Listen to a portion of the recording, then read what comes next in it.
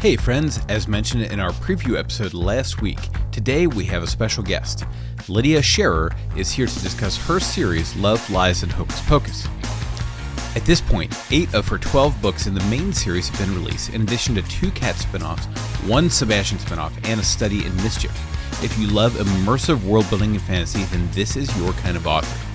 Throughout this episode, we'll mention how to support Lydia and her work. You can follow her for free on Instagram, Facebook, the website formerly known as Twitter, and Goodreads. For the inside scoop, you can also support her Patreon page, which starts as low as $5 per month and includes a short story each month. Of course, you can and should buy her books, preferably from her website. If not, ask your local bookstore about them. If you've got a gift card or something burning a hole in your pocket, then by all means buy them from Amazon or Barnes & Noble. If you're short on cash and you still want to read and listen to them, then be sure to check the Hoopla and Libby apps from your local library. And if your library doesn't have them, then request them. Links for all of that will be on our website and in the show description. And without any further ado, here is our interview with Lydia Sherrer. Hello, Lydia. Welcome to the Storied Arcs podcast. Hello, Mike. Hello, Alex. Thanks so much for having me. I'm really excited to be here. This is literally my favorite thing in the world to talk about. This is like my obsession. Well, and it's great to hear that. I mean, I think it's why Mike and I want to try this. This is obviously out of the norm for us in terms of the specifics, in terms of talking to an author, a prose author. But still, the ideas that Mike and I talk about, we like talking about less about we're not a recap podcast, you know. We're not talking about here's what happens page to page, panel to panel, volume to volume. We're assuming you read the story, you know what's going on. We want to talk about what we see that goes into it, and obviously for us on the comic side, we can talk about things like the specifics of the art, the specifics of the coloring, the actual paneling, the transition from page to page, what the lettering looks like. There are a lot of ways to build and tell the story there. But it ultimately it comes down to the execution on the page has to start somewhere, which is the formulation of those ideas, the creation of that off the page first. So, and I think that spans across any sort of creative endeavor. Stories are stories, regardless of the format. Exactly. Yeah. Definitely. Yeah. Let's dive into this. Yeah. So I want to talk about, we're going to start as broad as possible and then narrow our way down. So I want to talk about your choice of genre, which I'm deeply grateful for. I actually just learned the phrase urban fantasy like a year or two ago. Oh, a year or two ago. I thought you meant a couple weeks ago. Well, I mean, but still not that long ago. And it's always been my preferred fantasy, and I didn't know why. You just didn't have a name for it, right? Right. I didn't have the label for it until we read this comic called The Unwritten, which is urban fantasy. And so I follow a lot of book podcasters, book talk. They're all into sci-fi fantasy. Mm-hmm. And it seems like, based on what people talk about the most, the trend right now is exhaustive, immersive fantasy worlds with lots of exposition and, frankly, to me, boring detail on the front end. You know, it's like you open a book and you're just like, oh, goody, a map that means nothing to me. And then it's like a 300-year history of the elves before they're doing storytelling. And I love world building, but not at the cost of storytelling. I like doing it kind of in an integrated way. So personally, I've always liked urban fantasy where we live, the modified version of our own world. And we get to the characters and the story beats much more quickly. And you can kind of, develop the world as you go, since not everything needs to be explained. Like the city of Atlanta doesn't need to be explained. So can you talk about your choice? What went into this choice to say, we're going to do this in an urban city. We're going to use real cities, real places. Your, I don't know, your hometown is Louisville? Yeah, more or less. I mean, I've moved around a little bit in Kentucky, but it's around that area. In fact, I originally thought about basing the books in Louisville, and my husband was like, no, don't do that. Nobody knows where Louisville is. Nobody cares about Louisville. No. I'm like, come on, it's not that way. He's like, no. You could put Louisville on the map, though. You could have done that. You could have said, I did. I know you did. Yeah. I'm saying Book 6. By anchoring the story there, you could have forced people to look up. Because I know having been to Atlanta, I have family in Atlanta. There were still at times though, when you would describe places where I pulled the phone out real quick here and just let me scroll through the Google Maps real quick and be like, where exactly, you reference a lake or a park or something like that. All real places. Yeah, the real. But I wanted to get a sense of, okay, where are we in Atlanta? Okay, and so I, had it been another city like that, even if I didn't know anyone there, I would do the same thing because Yeah. that anchors it for me. Yeah, but David's very valid point was that not very many people know of Louisville, and therefore it's not iconic. So I was considering like New York, Chicago, and New Orleans, and then Atlanta were kind of the cities I was considering. And a big reason I picked Atlanta was, first of all, not many people do it. Like New Orleans, New York, and Chicago are all very, very not overdone in like a bad way, but they're very, very common, which is fine. They're big cities. Weirdly, especially a magical story. Well, so New Orleans is an innately magical place. It is, definitely. Chicago, I think, is because of the Dresden Files. But then there's just a lot of stuff set in New York. And New York is New York. Yeah, New York is New York. So anyway, Atlanta is kind of the New York of the South. And also my husband's from Atlanta. And so I had a really good primary source of information there. And also, have you ever heard of White Wolf role-playing game? Do you guys know anything? Okay. We're not role-playing games, no. No, you're fine. My husband does a lot of role-playing, a lot of D&D, and there was a whole RPG universe set in, I think they called it Terminus, and it was based off of Atlanta. So it's kind of like a southern, like a southern New York. So that was kind of why we chose Atlanta. But to get back to Mike's question, one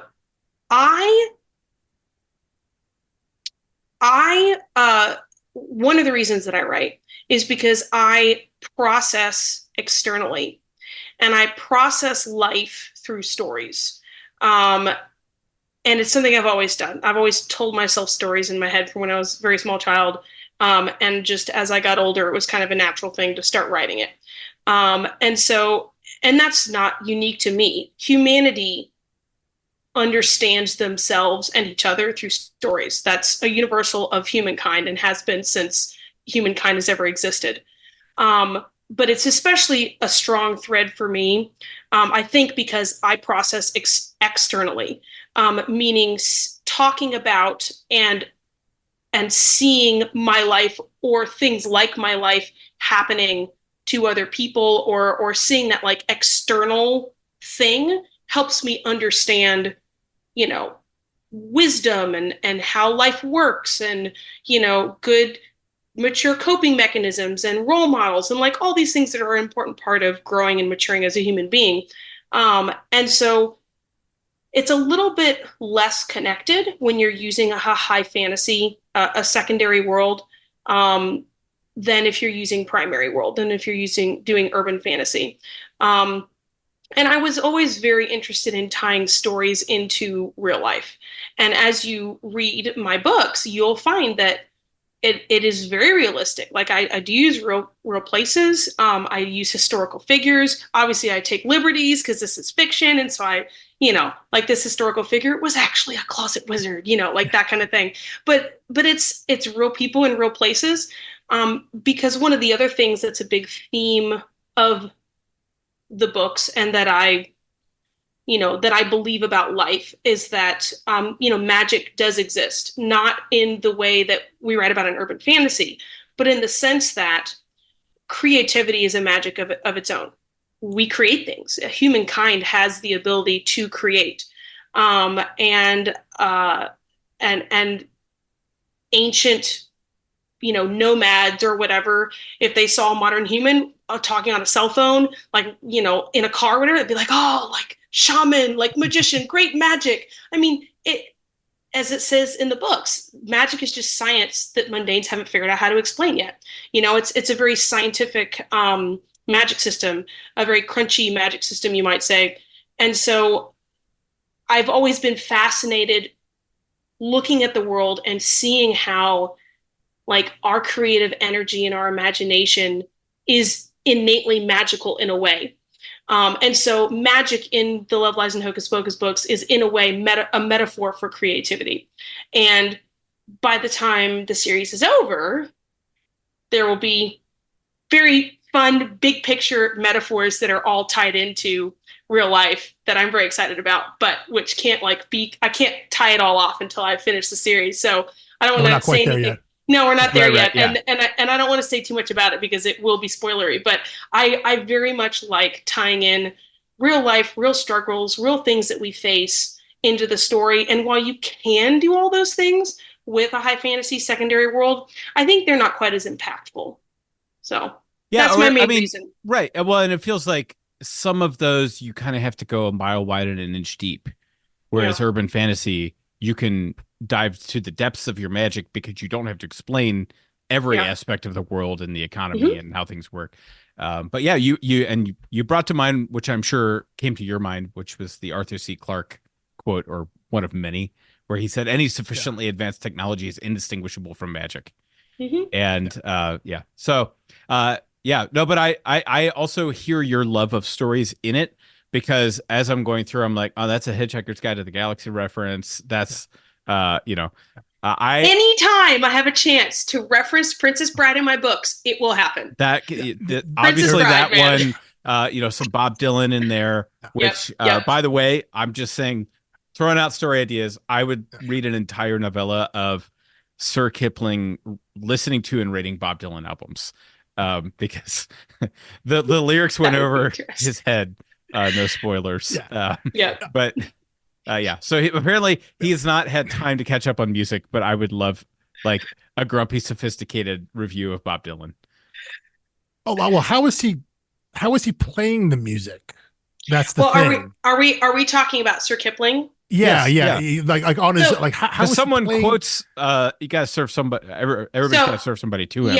And he's just kind of like nonplussed. I guess if it's streaming, he can use his pause, like he can't load anything. So Sir Kipling, you're trying to answer the unanswerable, because the answer is cat magic. It is, right. So you can't really ask those questions about Sir Kipling, not because there isn't answered, but because you're a human. You wouldn't get it. But we need some version of Alexa for him, though. At the same time, though, I think there's an understanding of how he can read. He can pull things off of shelves and tables, and he can open it if it's laying down there. He can lay on the book and move pages. You don't need thumbs for that. He then can't I think really if he got an iPod Classic with the wheel, he could do it. Click wheel, maybe. And also, you can. I see people with 2 fingers type all the time. You can type with 2 fingers. You can type with pause. That's true. Anyone born before 1965 is. Yeah, that's true. That's true. But okay, so all right, that's all question 1. We'll try not to do too many non sequiturs like that. But back to the idea of how you build the world and how it's set. In a primary world, in our world, I was curious about language, both the use of the terms within the world and also the creation of language, the use of language for Enkanim is your magical language, but you Good also job on the pronunciation, Alex. Good job. He's an audiobooker that's cheating. Okay, you're right. You're right. He is cheating a little bit. I've listened to all 8 books. I mean that's something like what.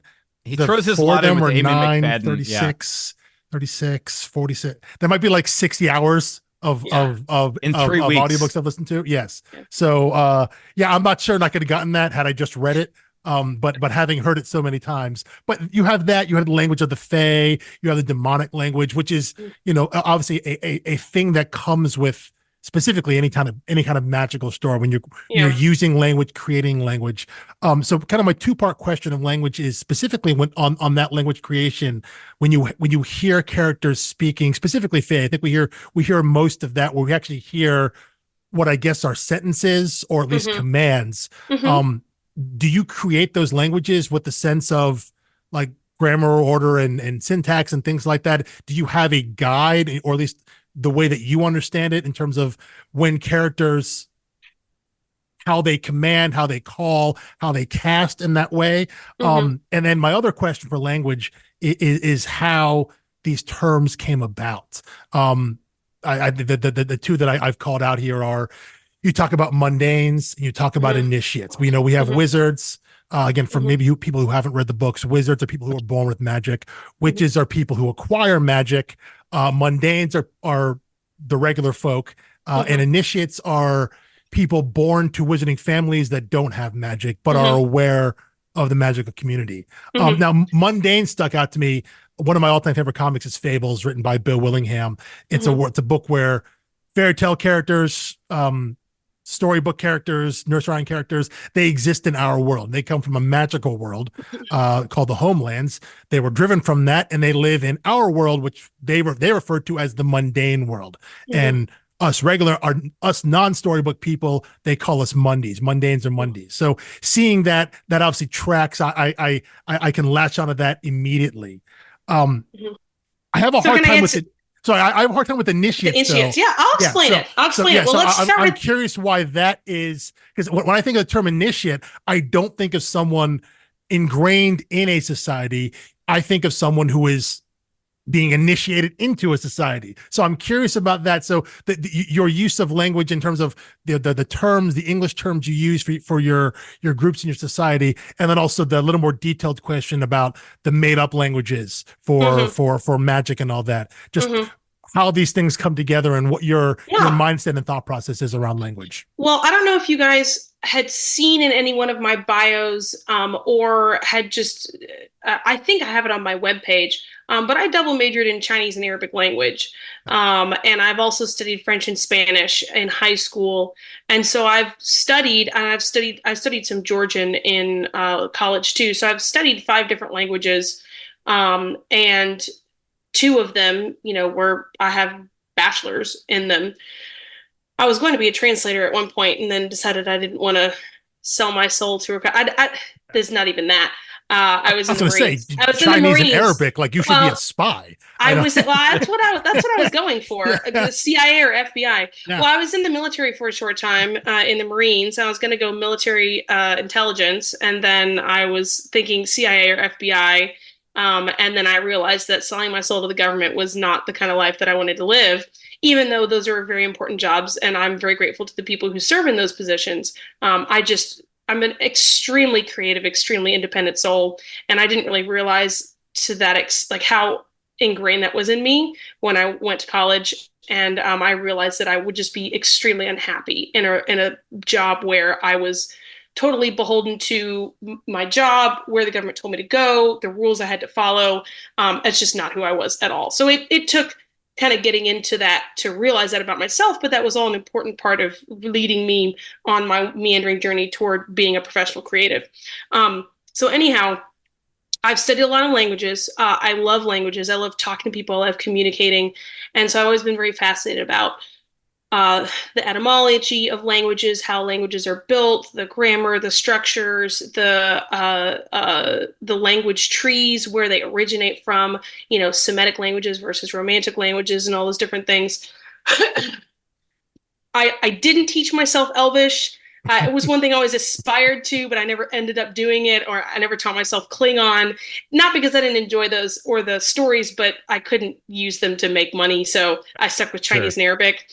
Yeah. If I could have majored in Elvish and Klingon in college, that would have been pretty cool. But I knew a guy growing up who was fluent in Klingon, and I knew a guy in high school who was fluent in Elvish. I think he took notes like in class in Elvish. That is so cool. I would would geek out about that so much.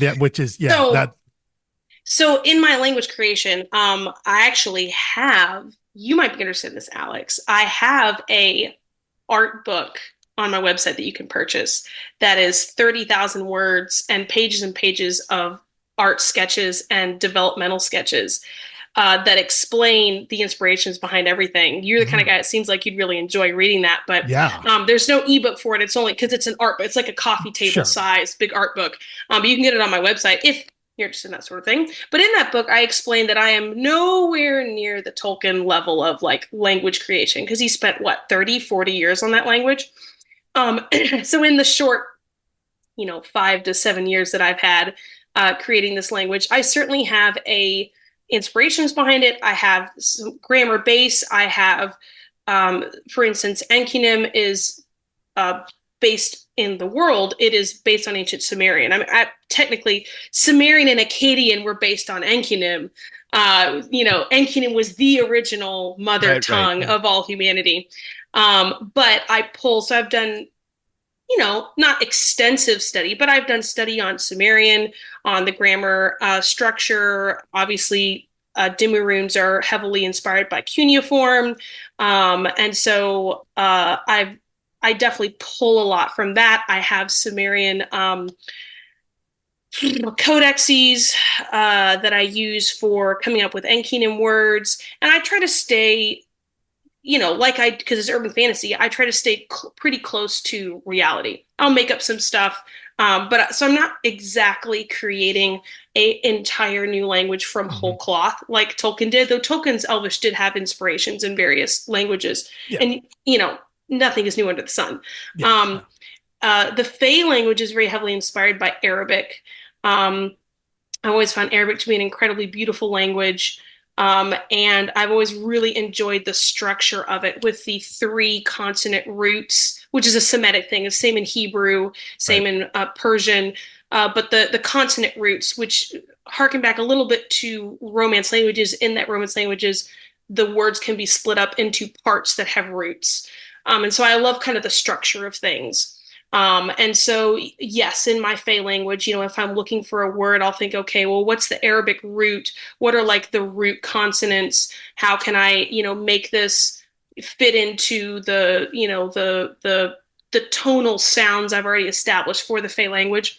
So it's less about grammar rules because I only have so much time. I'm got 3 kids, I have to make money for my family. I'm the breadwinner. Tolkien spent decades world building on the side as he had his life and his job and raised his family. And I have to produce books to make money to feed my family while doing enough world building to flesh it out and make it really enjoyable. But all that like extra background stuff, some of it I can flesh out, some of it I just don't have time to. So I don't have any kind of comprehensive, lexicon or like there's no like Fey dictionary rules. You have ready on the side. There's no dictionary. That would be nice if I had time to do that. But unfortunately. But if you understand the mechanics of it, you can produce it on command. And that's really what's important. And I think, the thing is like my complaint against Tolkien, which like, I'm sure we have Tolkien nerds in our audience, so sorry. But like I love Tolkien. So there are only 2 languages in the history of the world that have like no exceptions to the rules, like, with verb tenses and endings, and it's Klingon it's Vulcan and it's Elvish from Tolkien. Yeah. And I'm like, but these are the signs that they're used. Like when humans use language, we break it. We're constantly breaking it and reinventing it. Elves are not humans, first of all. Second of all, elves live basically forever.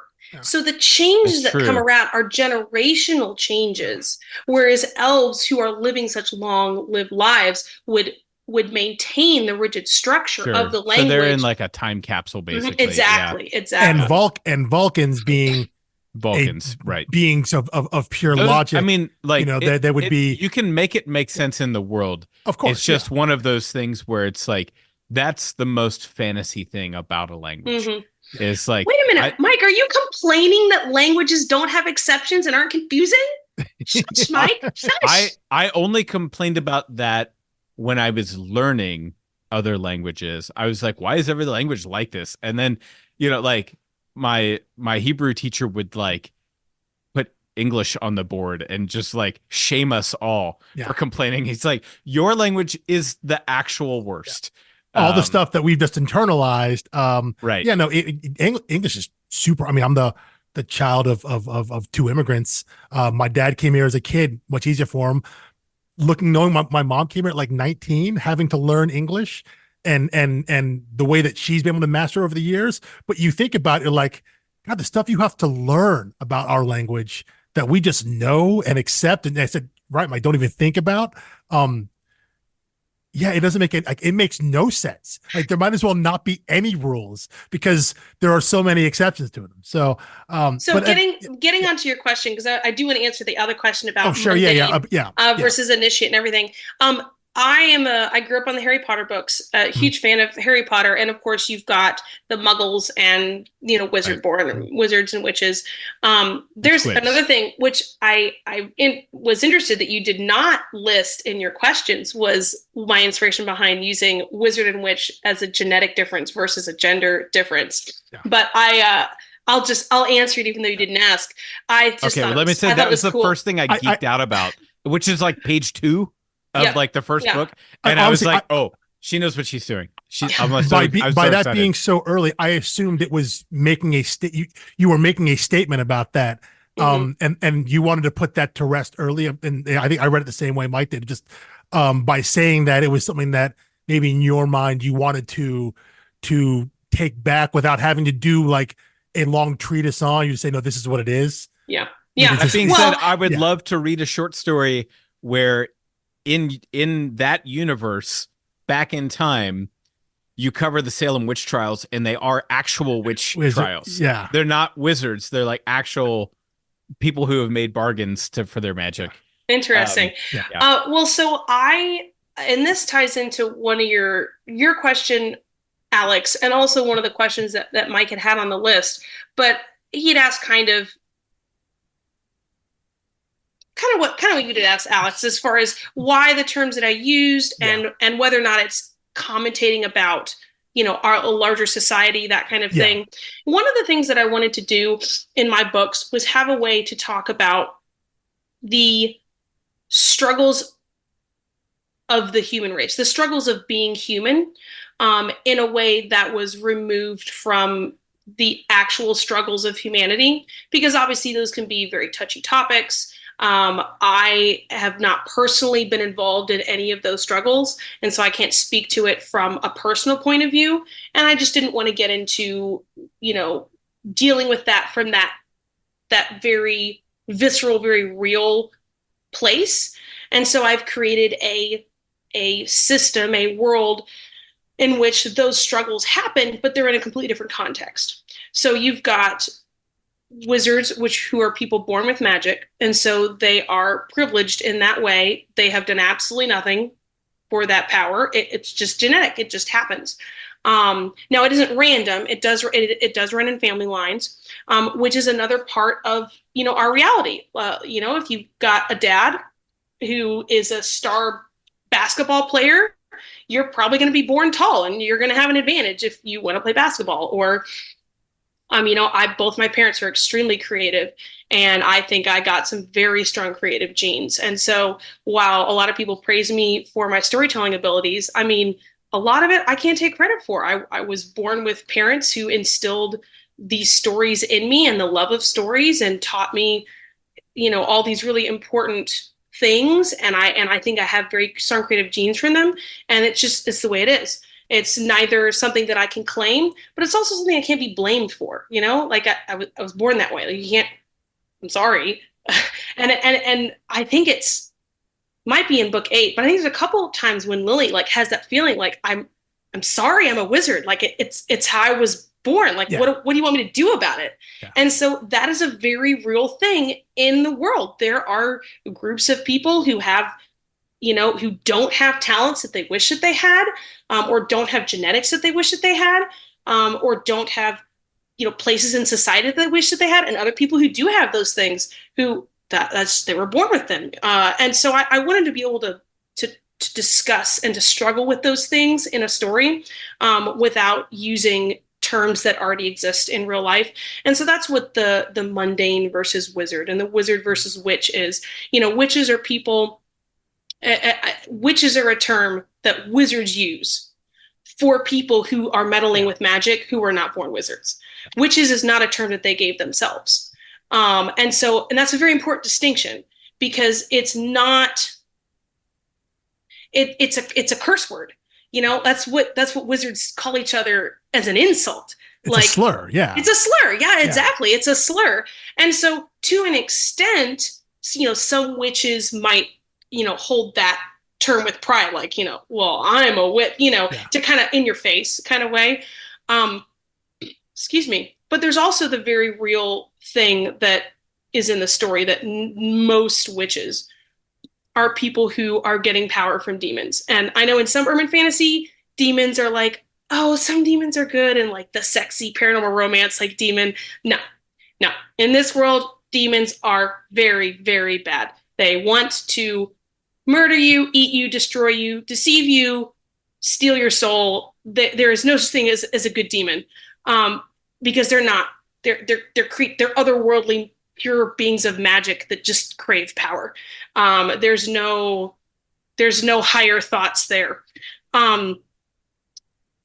And so a lot of witches and a lot of the prejudice against witches is very well founded in the sense that a lot of them do get their power from dealing with demons, because the other category of magical being that could grant power, the Fae, hide from humanity. Whereas demons are like, oh yeah, come find me. I'll give you power. So it's like those are pretty much your choices when you're a witch, and so the demons are easier to find. And there's a temptation there for easy power and all that stuff.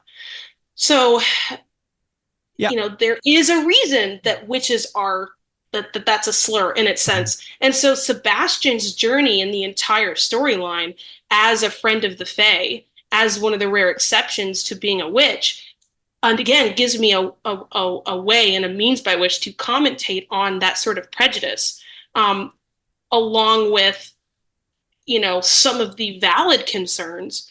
And so and Sebastian is a mundane, because a mundane, it's not all clear cut, right? Some people use mundane to just mean anybody who was born without magic. So mundane versus wizard.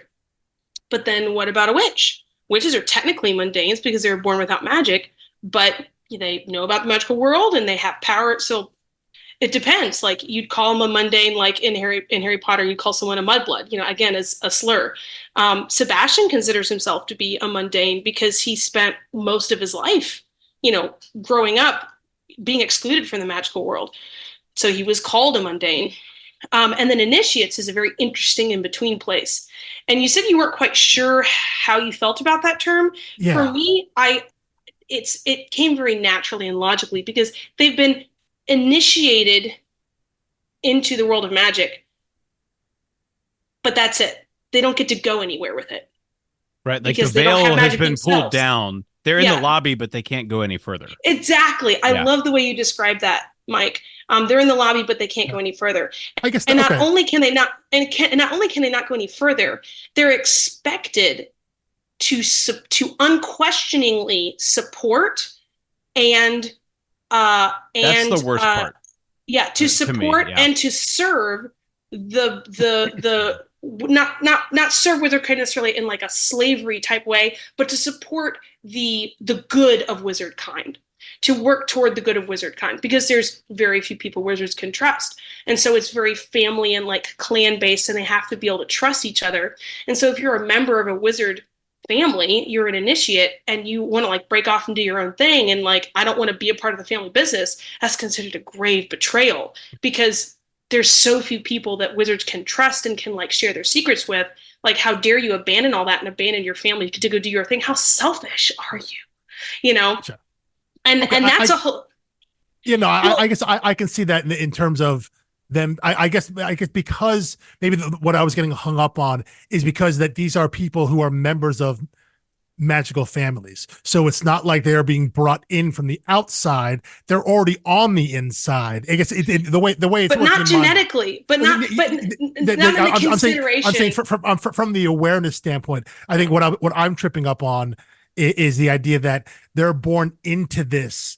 So it is almost like they have no choice. It's very binary. You either very much so. And you work for you do what's expected of you, or you are cut off and you have to go do your own thing. Anton, exactly. Yeah. Then you're Anton Sylvester. You're blacklisted now. So I guess I guess it's that idea of the fact that magical or not magical, they're still born into the family. And I guess I guess maybe it's a me thing in terms of how I trip up on that. Maybe in terms of how we think of initiates, or the way we might use that, like in, I don't know, in our world, referencing, I don't know, like the clergy or something like that. So normally, an initiate, you're opting in. I guess maybe that's what I'm getting up on. Yeah. Well, in my head, when I hear initiate, I think of a person who has been initiated into something, but they don't yet belong, really. Like, they're newbies. They're in. That is true. Yeah, they're in, but they're not like right. they're not like the inner circle. They're not like the experienced, powerful people. Yeah. They're on the edges. Yeah. They're in. They know about it, but they're on the edges. And so that's kind of what I wanted to capture. Because also, if you think about it, what other term could I have used to mean someone who's in but is not privileged, but is not like a slave. Like they're not, but it's all like the expectation. It's all unspoken. Yeah. And so when I was thinking about the different terms that I could use, that was the one that I landed on that seemed to encapsulate like the different meanings I was going for. So Mike, you better move us along, or we're going to. I know. I want to, but I can't. Well, I do want to actually. If you don't mind, I can jump a question since Lydia already kind of basically already answered Alex's next question. So yeah, my next question, which was the idea of the overall metaphor. You're talking about the way you have your various classes of people and the way that the way that each of those classes relate to each other, or at least the way that some of them think they should relate to each other as a metaphor for, or as a way to explaining or commenting on our world. Yeah. And really my question was, for me, it relates back to the X-Men. It back to mutants and the idea of, you're being born. Like if you're a mutant in the world of the X-Men, the Marvel Universe, like you don't ask for any of this, you show up one day and all of a sudden when you're like 13 or something, you get powers that you don't get to choose even, and so by existing, now you have now become an outcast to society, where people now think certain things about you because you are different and powerful. Mm-hmm. You are now hated and feared. Exactly, which is one reason why wizards have kept themselves in the closet and are not out. Exactly, the idea that the fears that a lot of the wizarding community in your books have, the fears they share, I think are meant to be validated because we see not only in other stories, but we see in our world, anytime a group like that were to be out, be open, be exposed in that way, society at large would absolutely react the way that the majority of wizards think they would, where they would be hunted, they would be feared, controlled, they would be considered a commodity. Yeah. One more thing that I want to mention that I just thought of, and you didn't explicitly ask this side of it, but I'm going to mention it because it is an important part of the metaphor of the series that I think you might be starting to recognize in book 8. So there is a plot thread involving the bad guy that has to do with wizard kind and the greatness of wizard kind and the calling of wizard kind and what they could have potentially achieved versus what they actually are. And going back to the idea that magic is a metaphor in a way of creativity, and of people who create and imagine and build. And the idea of, are you going to use your creativity? Are you going to use this power that you have to benefit yourself and stay hidden and just hoard it yourself? Or are you going to use it? Are you going to put yourself out there in a dangerous position where you can be criticized, where you can be attacked, to use this power to help other people, to use this power for the benefit of mankind? And so that's a very, very hard and difficult question. I am a Christian. And so part of my calling as a Christian is to share the gospel with people. And it's not a, oh, you should be a Christian because if you don't, you're bad. Anybody who sincerely reads the Bible and actually seeks to understand Jesus's message will really realize that that's just a corruption of everything that the Bible is. It's God loves you, He created you, and He wants to repair His relation, or He wants the world's relationship to Him, broken by sin, to be repaired. And so I don't talk to people about the gospel because I have to. I do it because I love God so much, and I love my fellow brothers and sisters so much that the idea of people being able to have that relationship and not, it breaks my heart. Like it's heartbreaking to me. And sorry, I don't want it to make it sound like a sob story, but all that to say, the idea of wizards and all they could have achieved, I think is a strong metaphor in a way for the church and all the things that the church could have achieved if they hadn't been held back by human hypocrisy and selfishness and all the terrible things that people do who claim to be Christians and are like, well, God is on our side, and yet they're going out and like murdering people, Yeah. And so it's just this whole struggle of, you have something precious. Maybe it's power, maybe it's wealth, maybe it's knowledge, whatever it is. You have that. What are you going to do with it? Are you going to hoard it for yourself and just enjoy the benefits? Or are you going to make yourself vulnerable to being attacked, to being hated, to being persecuted, and share that with people and take on that sacrifice?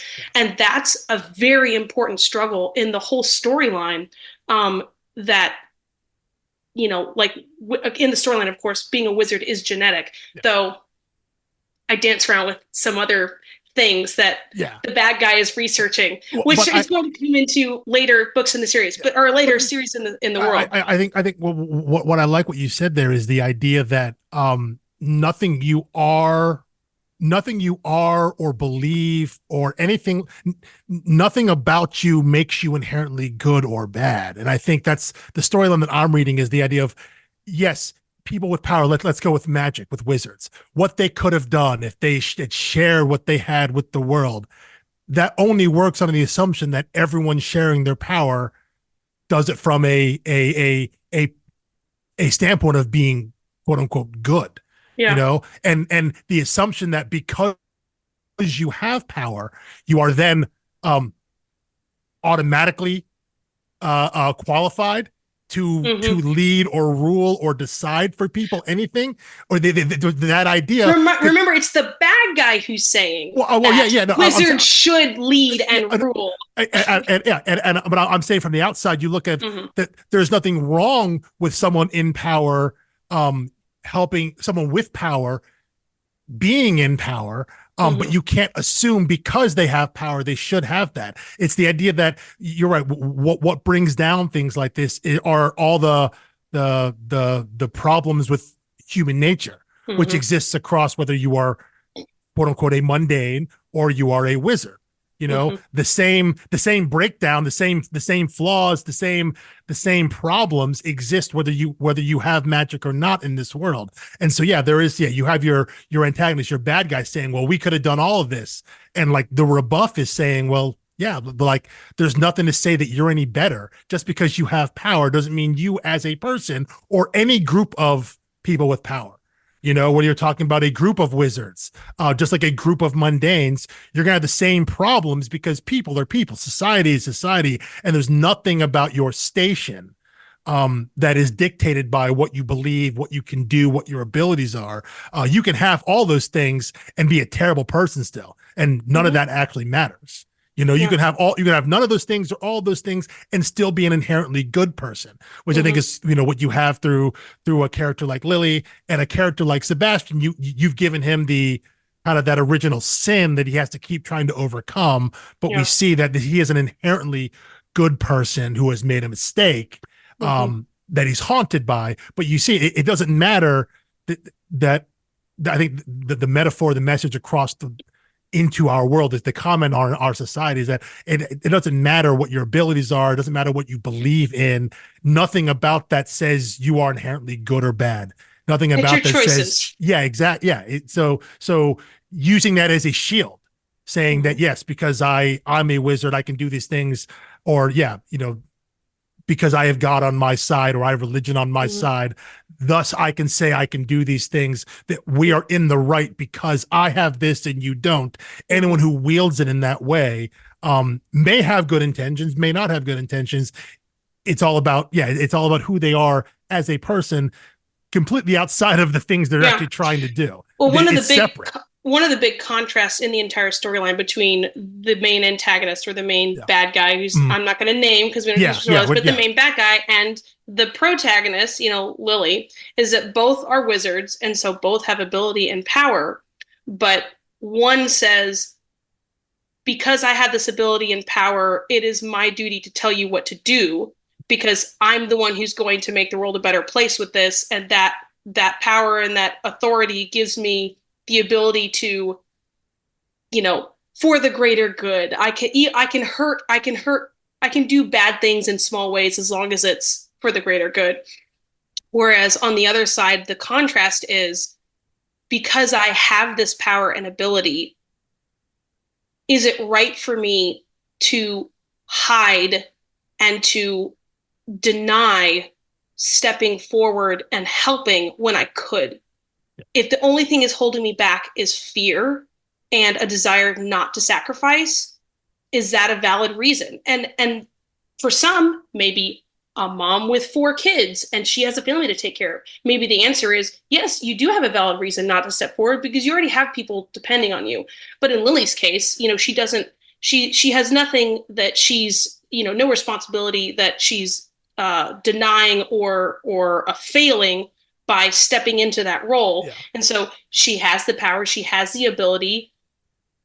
For her, not stepping forward is just being a coward. And she has to confront that fear and confront that was one of the things that I wanted to do with the protagonist is as an introvert, she does not want to go on adventure. She does not want this power. She does not want the spotlight. She wants nothing to do with this.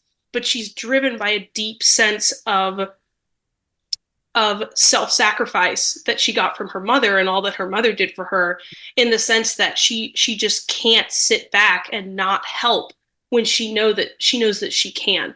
And she struggles with knowing how far to push it and how much is right for her to do. And like all these questions that I think a humble person whose true desire is to help others at the expense of themselves should be asking themselves. And so it's the whole dichotomy between power, using it for your own selfish, glorification, versus power, using it to help other people at the expense of yourself.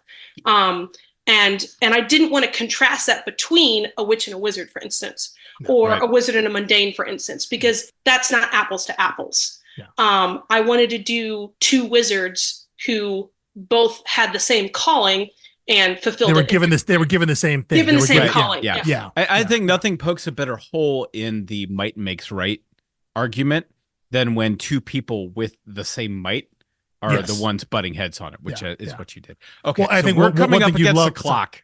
Wait. Yeah, we're going somewhere. I think. To be fair, I have time. I don't mind going over. This may go long because you have to be really careful saying that to us. Yeah, we're on question 3, by the way, out of 10. You guys don't understand me.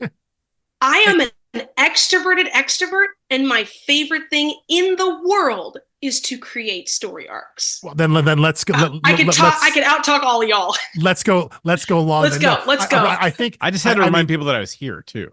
Oh, that's true. Yeah. Well, I jumped over one of the questions, or we'll come back to that. But I wanted to follow up one thing here. I think the idea of what your antagonist is saying, this might versus right. I think what I loved about what you have done with that character is you've cast that character in a way where the antagonist seems can delude themselves into believing that they're the victim. Oh, yeah, and can delude themselves into, I am sacrificing. Yes, look what I did. Look what I've given up. Because no one else, it's very Thanos. I was the only one who had the strength to do this. And I'm glad you said Thanos, because I was getting real world and someone that were really disturbing.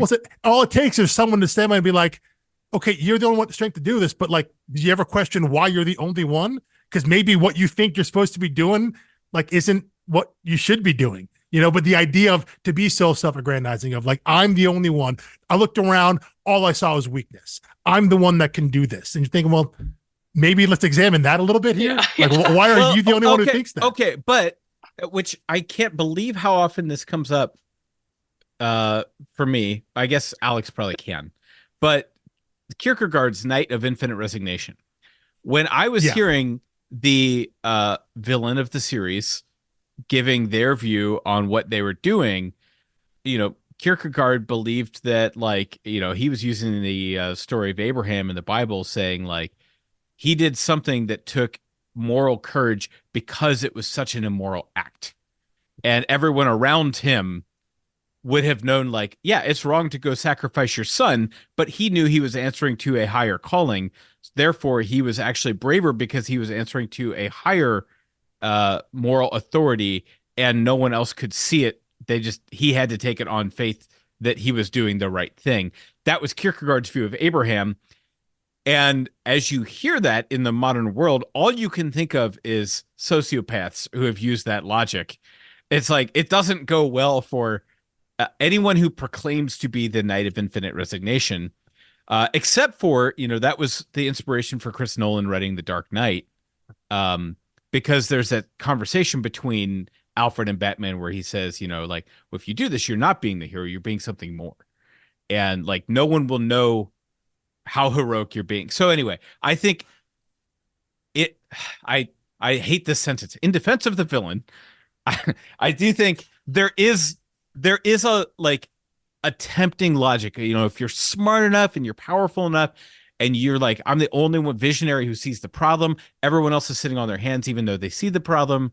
At least I'm doing something I think is part of his rationale, but remember what happened to Thanos. Yeah. Oh no.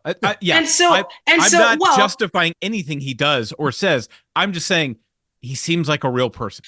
Well, no, like, that's it. No, I'm agreeing with you, Mike. I'm agreeing with you. I think that is the most poignant and powerful way to do villains.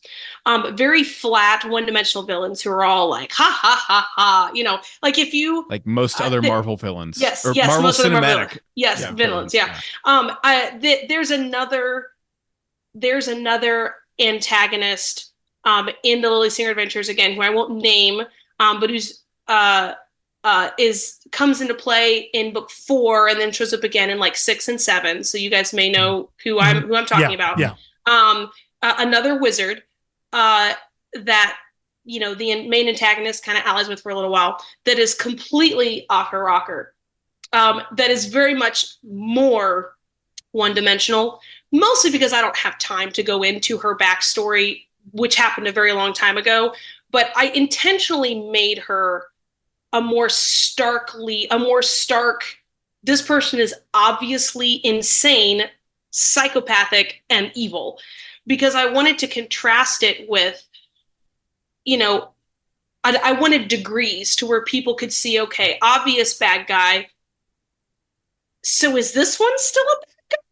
Right. Yeah. And no, in book 8, the bad guy we had, the broader the spectrum, less, the broader the continuum, the more sympathetic. That being said, I was discussing this with my father-in-law, who I turned on to the books last September, and he's current with them as well. I was like, I feel like there's a redemption arc being set up for one of the main villains, and I don't want it. Oh, is there? And now? He started laughing, and I was like, well, there better not be.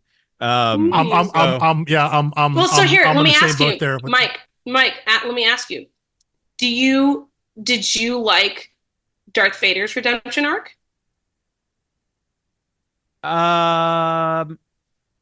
Like in the same way that I like Severus Snape, and I think that was like one of the things where it was like you could tell the book readers from the movie watchers, because the movie watchers were like, he was the real hero all along. I'm like, no, he still like tortured Neville's toad and threatened to kill it.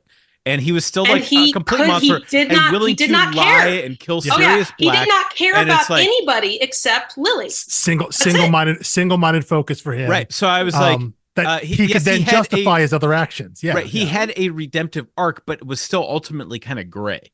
And it's like, he ended up on kind of the right side of the continuum. Did he have a redemptive arc or a redemptive moment? Because I look at Darth Vader. No, he had a redemptive mark. Oh, yeah. No, Vader had a moment. Vader has a redemptive moment, but I'm wondering also which about does not atone for like galactic genocide, but which is fine because he dies immediately after. Father and son. It's like it's a last act. To be spoilers fair, for Return of the Jedi. I guess, I mean, if people haven't seen that by now, I'm just there's a problem. Just in case, 40 years. To be fair, I think J.K. Rowling hasn't seen it.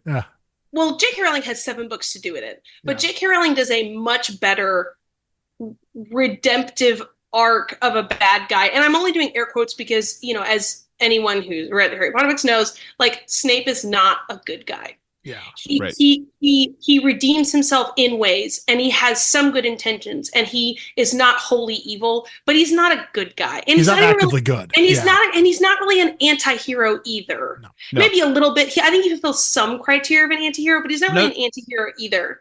To me, it's like Dumbledore squeezes all the good out of him. Like, Dumbledore is very utilitarian with him. And it's like, oh, you have this one motivation. How much good can I get out of you from that? And you might accidentally become good along the way. Which it also I think doesn't make Dumbledore. Also, we see him in Shades of Grey as well too. Yeah. He's may human. No, listen, he may he's actually human. care This is for a whole Snape, other but he also podcast sees episode. that Snape's a tool at this point. Yeah. Because of his like, he knows he has something over him that Yeah. he will, no matter what, he can get this guy to do what he needs. Yeah. Which again is for some version of the greater good, though, right? Yeah. So yeah, but he can take whatever little bit, like Mike's right, he can whatever bit of good there and squeeze every last bit of it and rely on that. So I'd be fine with that kind of arc. So J.K. Rowling did that very well, and that's not something that really happened with Darth Vader. I think largely because there was just 3 movies to do it in, and they didn't have as much space. They try to redeem him in the prequels, but retroactively it doesn't work. Yeah, it doesn't work. Pre-redeem, yeah. So I have a couple friends who were raised by very abusive parents, and have a lot of family trauma. And one of the things I really wanted to do in my stories, not even necessarily intentionally, not even because I didn't have that family trauma. I have not experienced any of that personally. I have wonderful, amazing parents. I've never experienced, like personally from my immediate family, like gaslighting or, narcissistic behavior or any of that stuff. And so for me, like learning about these experiences of friends that I'm making as I'm becoming an adult, like it just flabbergasts me. Like, how could people do that? Like, how could your family who says they love you, how could they do that? And so part of why I have that relationship between the antagonist and protagonist is because I'm exploring that for myself. Like I said, I externally, what's the word? Pregnant brain. I process. There we go. That's the word. I process externally. And so part of writing the storyline is me coming to understand how and why people can do that to people that they claim to love. And I'm not trying to say that this story arc is a definitive explanation of it, because it's not. Obviously, people come in all shades of gray to closer to white to all the way black, right? There are some abusive parents that are just 100% total. I mean, I would say ASS hole, but I don't know if this is supposed to be. We have a family friendly rating, family friendly. Okay, a total jerk, a total jerk, and totally narcissistic and totally selfish. And then there are others who were struggling with their own family and generational trauma and how they were treated by their parents and all this other stuff. And I think that it behooves us as human beings to seek to understand and to seek to understand why people do what they do, and really understand it. Not just know why, but to get into the shoes of another person. Alex will know from book 8 that I delve very deeply into the idea of forgiveness. Yeah. What is forgiveness? How is forgiveness and reconciliation related? How can you and should you forgive your abuser? And all these different elements that I try to parse out with a lot of nuance, because I think they deserve a lot of nuance. And I think that a lot of people don't understand the nuance between forgiveness versus reconciliation, and how to forgive someone and have charity and love in your heart for a person who is evil, because that is something as well that I was raised to be one of my biggest calling is to love my enemies, not to just not actively hate my enemies, not just to not murder my enemies, but to love my enemies. And love means actively seeking the good of my enemies. And that doesn't mean enabling evil. Yeah. So how do you forgive someone and love them while not enabling evil? Yeah. That's a really tough question. In book 8, without getting into spoilers, when you have characters dealing with that, I know as I was going through it, I at times became annoyed with some other characters who were dealing with the world much more binary, much more black and white. And as a reader, as a person, those kind of traits bother me. But I'm wondering now, was that intentional in terms of putting your characters in a giving them an opportunity to to explore the nuances and not just have it be internal, to have someone on the outside who is so black and white simply as a way to explore those issues further, have someone who maybe justifiably has their life experience in very black and white situations. But did you set those characters up in a way so you can help explore those ideas further, the idea of what is forgiveness and what is reconciliation and all that, by having someone so on the opposite side of that? Yeah. Anytime you ask yourself, Alex, did Lydia do this intentionally? Yeah. I promise the answer is yes. Okay. All right. Okay. Every single thing in my books is intentional. It's all intentional. And I think that's what really good storytelling is. And there's a big difference. Anybody can tell when they read a story, if they're being preached to, or if they're living an experience that they can learn from. And so it can be very difficult, especially for newer writers, to discern how to do one and not the other. And so, yes, those characters with all those different experiences, their backgrounds, how they were raised, how they, their philosophies, their personalities, having that diverse mix of characters interacting together along the same storyline is very important in a story, in that it gives you that rich, that conflict to talk about these issues. Dialogue, that dialogue between characters. For instance, Lily and Sebastian, the two main characters, they are very different in very fundamental ways, and they have very strong opinions about how certain things should go. And one of the things that is so important to me is showing how you can deeply disagree to the point of believing the other person is legitimately wrong, and still love and support each other and still be loyal to each other, because they're both willing to see the other people, to see the other person. They're not just saying, this is my way, therefore it's right. It's, this is what I believe is right. But I have a line, and there's this line. This is I will not cross that line. But then there's these are my preferences and what I want in life. And I will compromise those for you, because I am committed to doing what's good for you. And that sometimes means not getting what I want. And I think that's a very important part of any very committed, lifelong, lasting relationship. And I wanted to have those role models for my readers. That's great. Yeah. And I think the best way to clarify your character's view, especially as they're growing, is not to put them in a room with someone who agrees with them or one person who disagrees with them, but to put them in a room with 7 people who each disagree in a different way. And that is true. Yeah. Even those that are on the same side, who are the same viewpoint, are coming at it differently. You're right. They're all on their own side. I can't tell you how often. Yeah. Anyway, to get us slightly back on track, and I think these are 2 quick hitter questions. Well, they could be. Who knows? I've lost all credibility in judging what constitutes a quick hitting question. Yeah, no. I'll try to be quick. But I just try to wrap my mind around. I've had my ideas for my own storytelling and what I want to do, and I have to wonder, you had to get started somewhere, and I'm wondering if there's a point that you hit where you felt like, okay, now I've rounded the corner and everything's kind of falling into place. Everything's clicking. It's starting to be downhill sledding in terms of telling the story that you plan to tell. Alex and I each have different. I love that you think that. Yeah. I love that you think that. I'm at a point where I'm like, oh my goodness gracious me.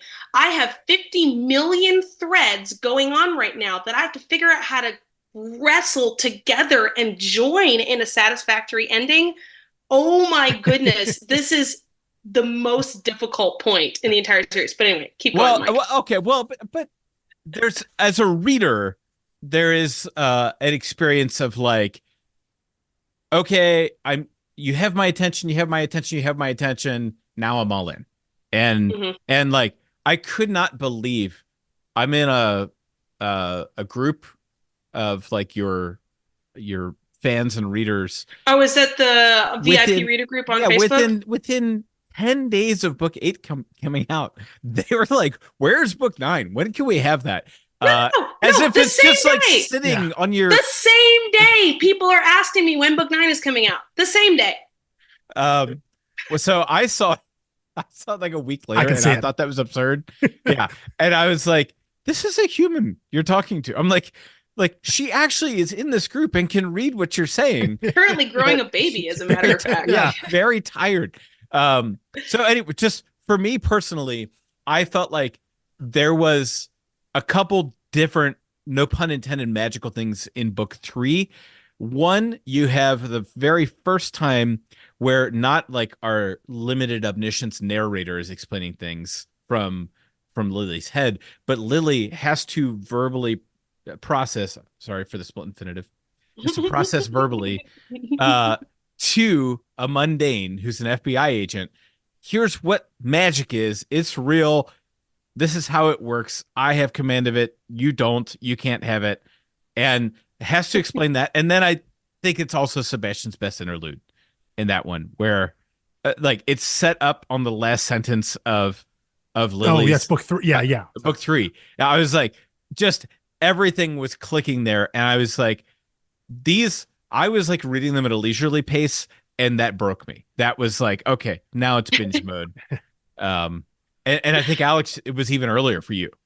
Yeah, I take pleasure in breaking you, Mike and Alex. Yeah, I think that's my great joy. For me, it was in book 2, because I think, book 1,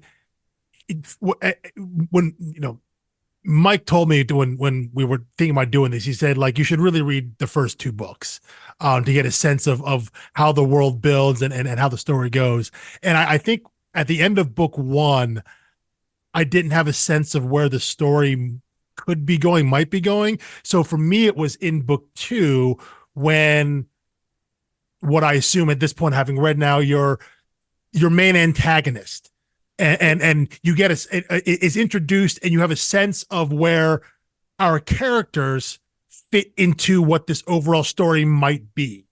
And to me, that started to coalesce in book 2 there, especially the back half book 2. And from there, I was like, okay, I can see a direction now. I think after the first book, for me, I couldn't see where the arrow was pointing in terms of like, where are these characters going? Where's the world going? Mm-hmm. By the time of book 2 ends, the back half, especially the back half book 2, I can see clearly where we're going now. And now, okay, I want to follow this thread now. I want to go along this. I want to follow these characters along, things that I can quasi predict, because I've consumed a lot of stories. Just the idea, I like the direction we're taking these characters now. So for me, in terms of what grabbed me as a reader, it was coming out of book 1 and then into book 2 and seeing that direction there. Yeah. And so I didn't mean to imply that your books start writing themselves. No, it's fine. No, it's fine. Where it's like, okay, people can now see what I was trying to do. And like, I don't have to like be explaining it anymore. Now I'm telling the story. Like, was there even that moment? Well, so it's a very interesting question. As I look back on the 8 years I've been writing this series, doing about a book a year in the Lily Singer Adventures. There's spinoffs, and there's other series that I've also been working on here and there. But I've averaged about a book a year in the Lily Singer Adventures. I had a big picture outline for all 12 books from the beginning, from before book 1 and 2 were published. I had, briefs on all 12 books. And I had the big storyline plot threads already there, like what I was going for. Obviously, I didn't know all the great complex detail that it would all get into, but I had a vision. And I started this with a vision. However, when I wrote the first book, first of all, I was an unpublished author. I'd never written a complete book before. And while I knew instinctually what a good story sounded like, I didn't yet know experientially how to engineer something like this. It would be like building a building without ever having built a building before, you know? Right. But you're like, but I've been in tons of buildings. I've been in buildings. Yeah, I've been in buildings. No, I live but in a building. Yeah. Well, but I hadn't built a building yet. Yeah. I had written a few partial books. And of course I'd read, my entire life. So I had an idea of what a building, I had an intellectual understanding of how the building was built, but I never built the building before. And so I've actually gone back and forth on this, trying to decide, like, my read-through rate, which is something authors can calculate, where they see how many people who read book 1 go on to read book 2, how many who read book 2 go on to read book 3, etc. My read-through rate from book 1 to book 2 is not, it's about average, but it's not really that great. It's like maybe 30%, maybe 40%, and I'm lucky. Sometimes as low as 20%, depending on the format. And so, out of every 10 people, now this is buying. Obviously, I can't tell who has read things. I can only tell who has bought things. Yeah. But of the people who have bought book 1, maybe 2 to 4 out of 10 go on to read book 2. But of the people who buy and read book 2, 80 to 90% go on to book 3. So that tells you something very, very important about those books. And so I've wondered, what should I do about that, if anything? Should I rewrite book 1?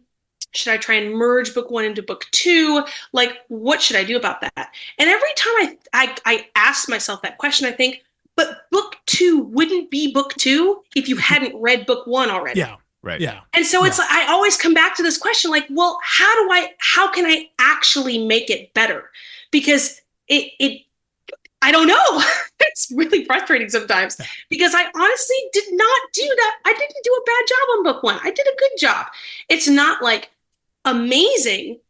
It's not like, I don't think it's definitely not a quality issue. Yeah.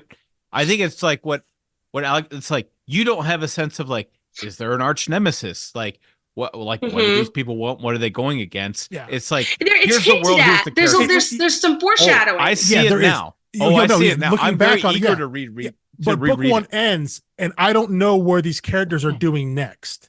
Yeah. They could do anything next.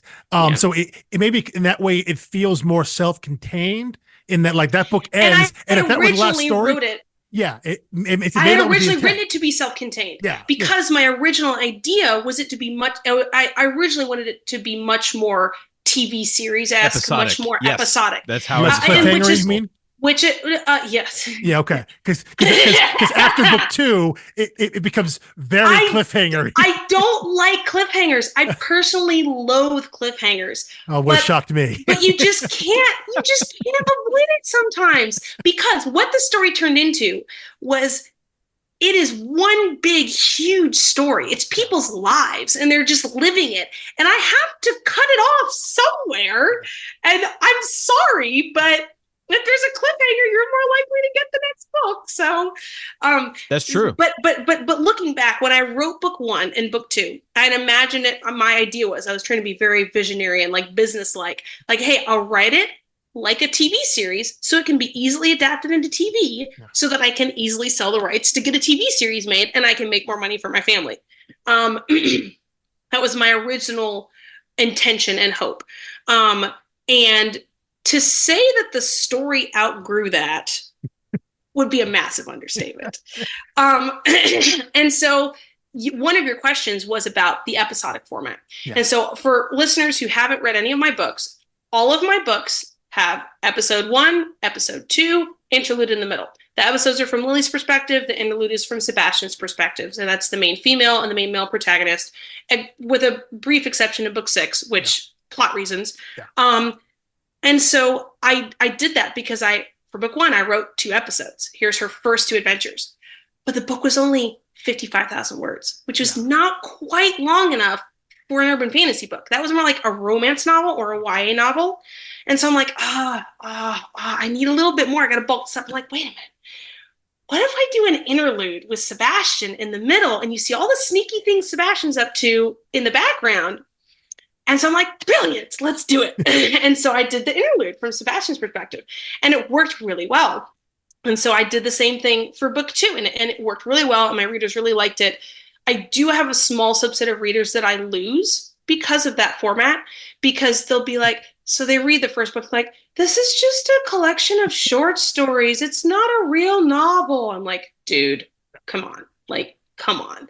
But that's the perspective, which is fine because it is after one book, you could make that argument. After one book, you can make that argument. Yeah. Yeah. After book two, you don't think you can. Yeah. And so I now have a forward in all of my ebooks. I don't think I have it in my paperbacks, but all of my ebooks that say, and of course not the audiobooks, because the audiobooks don't have any like forwards or anything. They just start with the story that says, hey, I write an episodic format. If you get to an epilogue and you're like, wait, the story shouldn't be over, it's okay. Take a deep breath. Keep going. There's more. And so I jokingly sometimes even tell people that at conventions when I sell them the book, I'm like, by the way, if you get to an epilogue in the middle of the book, like, don't worry, there's more story. I write an episodic format. That's much more efficient than writing that with your signature in each book. Yeah. Yeah. Maybe a little sticker that you put in the front and then you sign that. I would not have hands anymore if I had to write that in every single book that I sold, because I have sold almost 750,000 books at this point. Wow. So, I did intend things to be more episodic when I wrote the first two books. That was the original vision.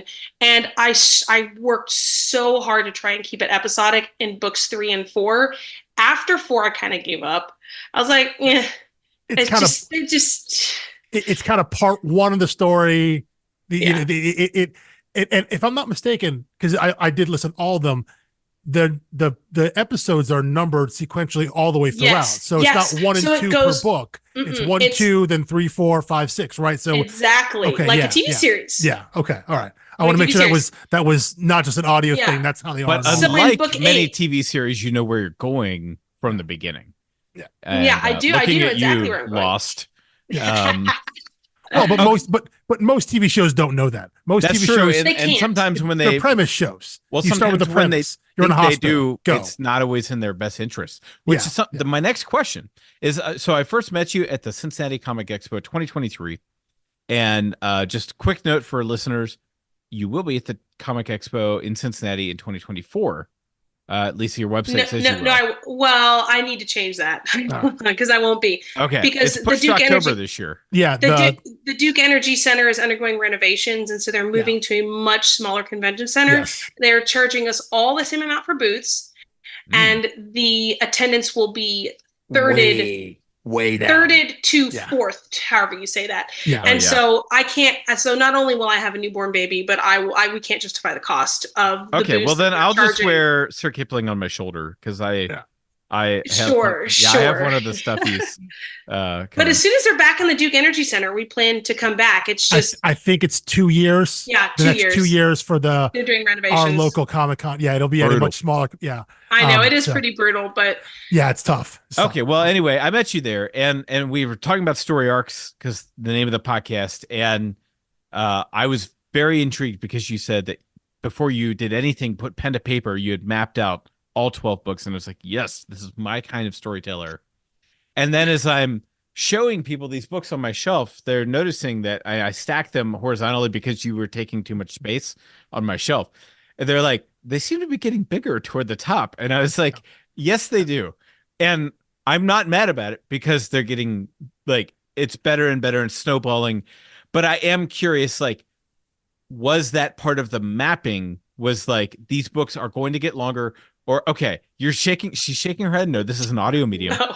And sorry. I was waiting for you to stop so I could answer the question. Right. But like, okay, but my dream was that you had not envisioned that, but like the world has just blossomed, the characters have bloomed, and you just can't help but tell a more expansive story now. That's what I want it to be. So book 7, the big jump was between 6 and 7. Yes. And then the main reason for that was because the cast went from like the cast introduced in book 7, there was like 20 to 30 extra people that weren't main characters, but were enough side characters that I put them in the cast of characters page. You notice I started doing a cast of characters in book 4 because then I added the cast from England, and I'm like, okay, I need a cast of characters here. Book 5, it didn't change too much. Book 6 added a little bit, but book 7, the cast of characters has like 20 extra people. And it's because it's when Lily steps into the wider wizarding world and starts getting involved in the clans and then these different families and these different bloodlines. and actually steps into a world that she had been purposely shielded from by her mentor and by the people who are watching over her to protect her. And also because wizards are very insulated and they don't do stuff together, partially out of self-preservation and partially because of rivalries. And so, you know, I would have loved to have made it shorter, but there was so much I had to introduce, so many new characters, so many new locations, and then the court scenes were incredibly complex. Like, so it was so complex. I had to show all of these emotions. I had to show all of these very subtle body language cues, and I had to lay out a whole argument and follow it through and like make a case. You know, you got some and a setup like and payoff with a twist. Oh no, it's courtroom drama. She does it all. Yeah, and so and just I did not realize. So I had originally envisioned, if you look at book 7, here, let me grab it off my shelf and I'll show you guys. I will say though, for the listeners here, because I listen audiobook wise, what I noticed, you know, that first book's the shortest. It's like 6 hours audiobook. 2, 3, 4, and 5. They're all pretty similar. They're all in like the 8 to 9 hour range. And then it was like 12 hours. Then it was like 20 hours and like 18 hours for the last couple. So I saw that was like, oh, wait a minute. Yeah. Something happened. So here's 7 and 8. They're very, very close. I did keep my promise to myself. My readers don't want this, but I promised myself that book 8 would be shorter than book 7. 8's a little shorter, right? Yeah. A little bit shorter by about 20,000 words. But if I open this at the interlude, so if you look, so here's the first half. Here is the interlude and the second half. If I take out the interlude, let me show you where the second episode of. So here's first episode, second episode, interlude. Yeah, so and I struck. Lily's holding the book up there. We're like first part's about what, Mike? 60%. 60%. Yeah. 60%. I said 58. I don't know why I went so precise with my estimation, but so the first half of the book is almost 2/3 of the book. The first part. Yeah. The book 8 isn't quite, actually it is pretty much just as bad. It's not quite as bad, but it's about the same percentages. And but that's giving us the world building that sets up the action. Yes, right? yes. And I tried to figure out like why that was. I've tried to analyze my own I tried to analyze the story and figure out why is that first part so heavy. What's going on here? And I think what's going on is Sebastian's story. If you look at Sebastian, is a secondary character and isn't a secondary character, and that's kind of on purpose. He is the secondary character of Lily's story, because the story is the Lily Singer adventures, but he's not a secondary character in what's happening, which becomes more and more evident as the story goes along, and will become much more evident in books 10, 11, and 12. Oh my gosh, I still have 4 books left to do, 9, 10, 11, and 12. Anyway, by book 10. And so it's like, he's not a secondary character, but I don't have a whole lot of space to tell his part in the story. And I just started to realize that the way the stories were shaping up and kind of shaking out was that the first half was, here is what happens, and then here is how Sebastian and Lily react to that and the conclusion. And so even though I tried very hard to try and keep the first and second episode even, by book 7, it just wasn't. I should check book 6 and see if I did the same thing in book 6. I don't know if I did. I think it was much more even. But yeah, in both book 7 and 8, the first episode has like 8 chapters. I was gonna say that the second episode has like 5. Oh yeah. 5 and 6, so book 4 was the first book where I broke the pattern and had a 5th chapter in an episode, because all episodes before that was 4 chapters and an epilogue. Mm-hmm. I'm like, that I like symmetry. Like, I'm gonna do 4 chapters and an epilogue. Oh no. That's not how it works anymore. Out So the I window finally, very quickly. Yeah. yes. Well, in book 4, I gave myself permission to break that, because I wasn't gonna compromise the story just to fit some arbitrary structure. And I kind of learned that as a writer, that sometimes structure is, there's rules, and you have to be a good storyteller to know when to break the rules. And I would say, based on my sales numbers, that I'm a good storyteller. That's sometimes a hard thing to say about yourself, because, imposter syndrome and like all this other stuff. But based on what my readers tell me, I'm a good storyteller.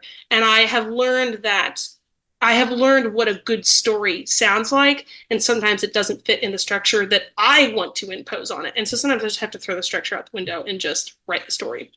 So, even though you've expanded what those parts and are, I mean, I think book 8 does have 2 interludes, I believe. So in the audiobook, fun fact, the interlude was so long for book 8. Yeah. We had to split it. Okay. Because Audible requires no file be over 120 minutes. And ours was over 120 minutes. Okay. So we had to split it. It is not split in the book. Okay. In the book, it is just like all the others. It is just one interlude, but we had to do part 1 and part 2 for the audio because of Audible. That explains so many. With Audible. Question. Yeah. Okay. Then retracted that, because I was curious as to why that was 2 parts. Literal technical thing there. Gotcha. Yeah. So I have a question, since we're just talking about Lily and Sebastian, who are our 2 main protagonists, however you frame that. I think you've written books that are accessible to the young adult audience, yet the characters are not teenagers. And we talked about Harry Potter earlier, and those books kind of level up. They kind of assume the reader is the age of the character, and they level up in complexity, emotional maturity, storytelling. I am like I just love like young adult fiction.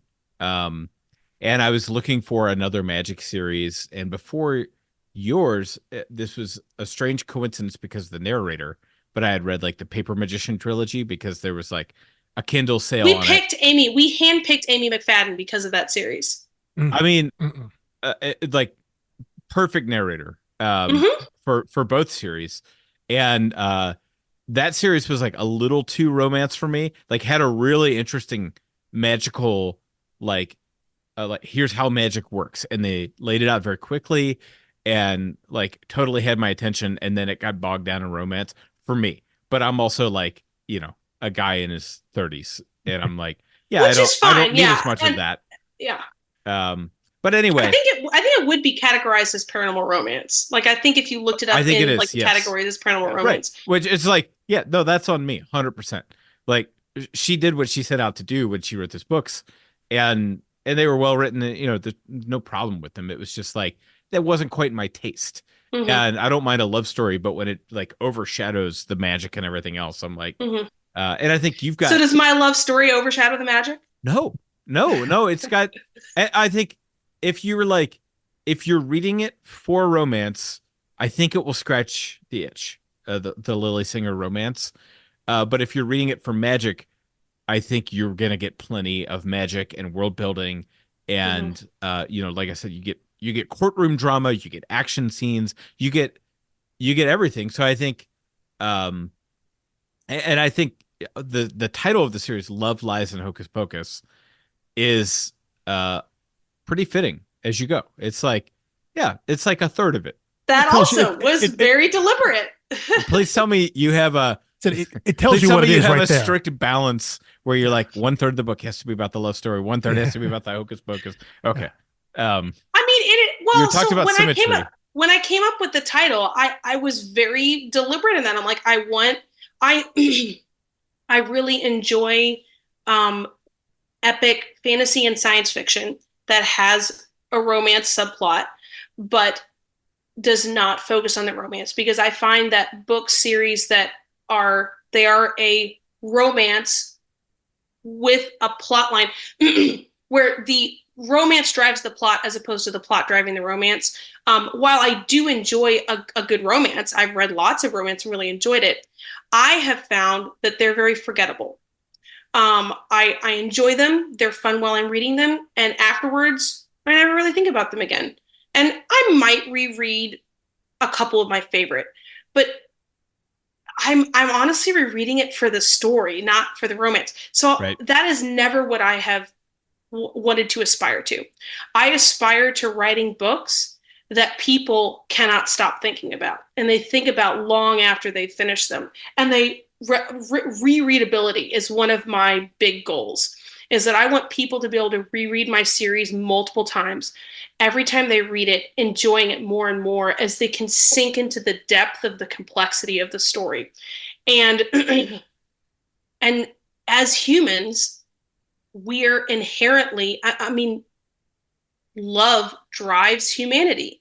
And it, as it should, like, whether you're coming from like a biological perspective or a spiritual perspective or like a cultural perspective, it doesn't matter which perspective you're talking about. Love, relationships, family, romance, that's all integral to who we are as human beings. So I think that a story that is completely devoid of a romance plotline can almost feel contrived in a way. Maybe not contrived, but again, I almost feel like it's more forgettable, because to love is to be human. And so I wanted to combine all of those elements. I wanted to combine the love. I wanted to combine the lies represents the deep questions of morality and humanity that all people struggle with. And then the hocus pocus is like the world building and the magic and like the fantastical things that they're not real. They aren't real. Wizards aren't real as far as we know. And all these other things. The fantastical world building mixed with the very human aspects and the very important moral questions that all humanity struggles with. Like, it's that mixture that I believe makes for a very powerful story that has great readability and is very enjoyable to write. And so that title is extremely deliberate. Yeah. Well, on the readability aspect, I definitely plan to go back. Because I'm assuming book 9 will not be coming out in the next like 2-3 months. I gotta wait a little bit for that one. I gotta wait a little for that one. It's racing the baby. Yeah, give birth to a baby, dude. Come on. I definitely want to go back, because I even though I consumed all the story in such a condensed period of time, I already have an urge to go back, because I want to go back, especially that first book, which I didn't connect to as much when I started with it. I have a desire to go back to that, because I know there are things that I can remember and pick up on, but which tells me there's probably more there. It's called foreshadowing. Yeah, right. Like there are things I can obviously see. I'm like, which even we if talk about a little later, the creation of the bracelet. Yeah. But the idea of I know I picked up on things that were there, meaning that there's probably more there that I haven't remembered. So I want to go back and explore those earlier books again, even though I literally just went through them no more than 3 weeks ago at time of this recording. So it was so condensed. I had so much of it in my mind. It was consuming what I was thinking about for that period of time. And yet I still want to go back, because I know there are things that I would have missed and more things I'll pick up on now that I'm current with the story. I know maybe what to look for, what to think about. And I'm obviously thinking about different things now if I reread book 1 than when I read it cold the first time. So 100% on the readability aspect, I already want to go back and do that. Because again, I'm clearly going to have a lot of time between book 8 and book 9. Not too much time. So just for your roles like and our listeners, a regular amount of time in terms of human amount of time. I'm hoping I can come out with book 9 in 2024. It would be very late 2024, maybe November. Oh, wow. I'm hoping. I'm not going to hold myself to that at this point, because I do struggle. I'm a workaholic. I am absolutely addicted to work, to the detriment of my health. And I'm getting to the point, I'm certainly not old by any stretch of the imagination, but I'm getting to that point where like I can no longer skimp on sleep for days at a time and just power through. If I try to do that, it degrades my health, it degrades my mental acuity, it degrades my ability to be kind and loving to my children instead of snapping and yelling at them. Like I can't do what I used to do in my 20s, for instance. And so, I told myself, and I've told my readers out loud in my newsletter that, I have to take better care of myself, because I will give into the temptation to not take care of myself if I hold myself to because I'm an overachiever, and I'll just hold myself to these impossible standards and then kill myself trying to meet these goals. Because I can do it. I know I can. I don't sleep, but I can do it.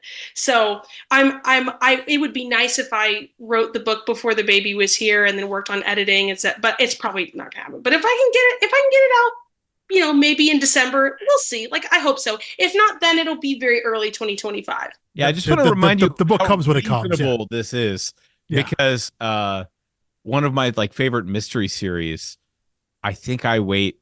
It feels like it comes out pretty quick, and it's like every 2 years, but one's coming out this week. So I got my pre-order shipment notification. I was like, yes.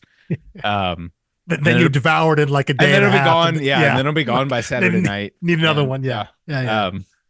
But going back to Mike's question there about your, wherever that was, like 35 minutes ago when this question started. But the idea that you have a book that is accessible to a younger middle grade audience, whatever, young adult audience, but it's not a book about.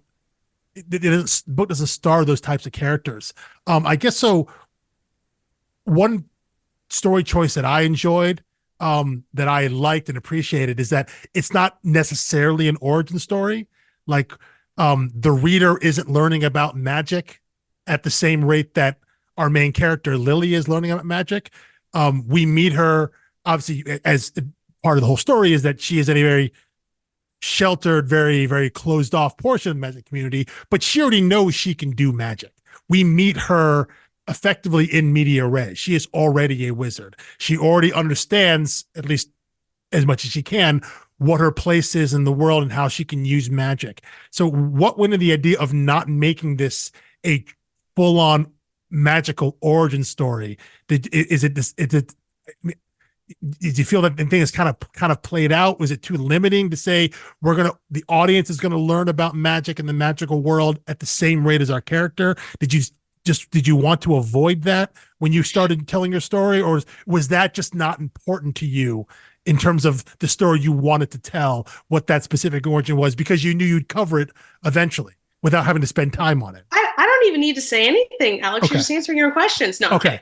I'm ragging on you a little bit. Kind of what we do. Yeah. Well, no, it's okay. You guys are very keyed in with stories, and so your guesses are very close to the mark.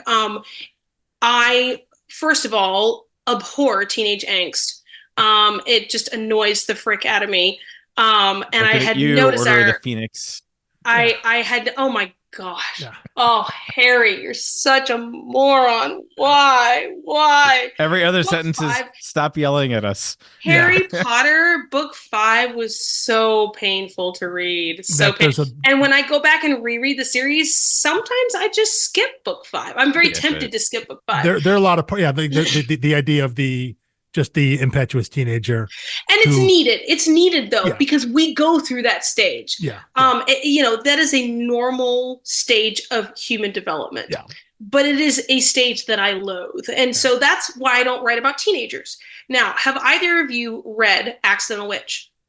Mm-mm. I have not yet. No. Did you know it existed? I own it. Yes. No, yes, I own it. I bought it from you I have not read that yet. That's why I came up to your table very quickly in whatever the last Lexington Comic-Con. Yeah. I was like, okay, here are all the books I didn't buy from you. And I turned other people onto the series who read it faster than me. And they're like, hey, I thought you owned all these. And I was like, well, you can buy them yourself. Like, I didn't know I was their dealer now. So I do use that metaphor. So I'm like, guys, my books are like crack cocaine. I'm just telling you, the first pull is free, and then you're just stuck after that point. 3 weeks, all the books. 3 weeks. That's all I went through. Accidental Witch, Sebastian is a teenager. Sebastian is 16 years old, and there are parts of Accidental Witch that I really enjoyed writing and that I really loved. And there are other ways in which I really don't like Accidental Witch. And it's definitely, I wouldn't say it's my best work. I think I did as good of a job as I could do at the time, because I wrote it in 2018. So it was like the 5th book I published. So I had some experience, under me, but it wasn't, I mean, the story I set out to tell was a very different type of story.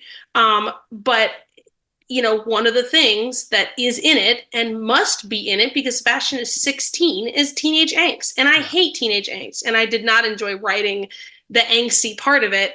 But I mean, that is a stage that teenagers go through. But I think it is a stage that should be acknowledged but taught how to grow out of, not reveled in. And I think a lot of book series unfortunately revel in it for the drama aspect, especially teenage romance and teenage, like young relationships. Funny little tidbit about me. I did not go on my first date until I was in college. And as growing up, we didn't believe in dating. In the sense that I was raised to believe, and I always agreed with this. There was no point at which I disagreed on this point with my parents, is that relationships should exist to build permanency and stability to raise a family. That playing with other people's emotions for your own gain and your own satisfaction is not a healthy thing for you or for them. And so there was no point in dating in high school because I'm not getting married in high school. And so at that point, all I'm doing is just playing with my emotions and playing with their emotions. And it's just a waste of time when I should be focusing on my education and I should be maturing as a person so that when I am ready to be in a relationship and I'm ready to actually commit, I'm not some angsty idiot teenager making stupid decisions. And now, this that's is not clearly to say, your inspiration for Sebastian. Yes, and that's not to say that teenage romance is bad or evil, or if you had a teenage romance, like, you were wrong. Not in any way, shape, or form. I know people who've gotten married very young, but they were ready for that. And some people who got married very young, they were really not ready for that, and they will agree with you that they were not ready for that. And so my great desire for my YA readers is that they're reading about characters that are positive role models, that they're reading about characters who have lived lives and they have careers and they have a level of maturity that can set a good example. And yet there is also an aspect of their lives that is still undiscovered. And so even though the characters are in their 20s, there are YA aspects of the storyline because Lily is very introverted. She's very shy. She's very socially awkward. That's just a part of her personality. And so even though she has an established career and she has degrees and she can take care of herself perfectly fine, she's never, for instance, stepped into the romance world. She's never dated before. She's very reticent with any kind of relationship with a male or social interactions with men. And so she explores that in the book series in a way that's very new to her. So there are aspects of the story in which she is discovering herself and discovering her identity in that particular realm or category for the first time, like a YA book would do. And yet she's grounded by the maturity of life experience, of good adult role models, and of just having a little bit of common sense that helps her not make a lot of the dumb mistakes that teenagers make. And honestly, that Sebastian made in Accidental Witch. And I didn't want to write a book that just went over the dumb mistakes we make as teenagers, because can we just not make those mistakes? Like, obviously sometimes they can be helpful, but can we just move on? Can we just not make those mistakes? So I didn't want to I didn't want my writing to be focusing on that that beginning. I wasn't interested in it. I'm very intellectual and I love deep, as you can tell, storylines, very complex storylines.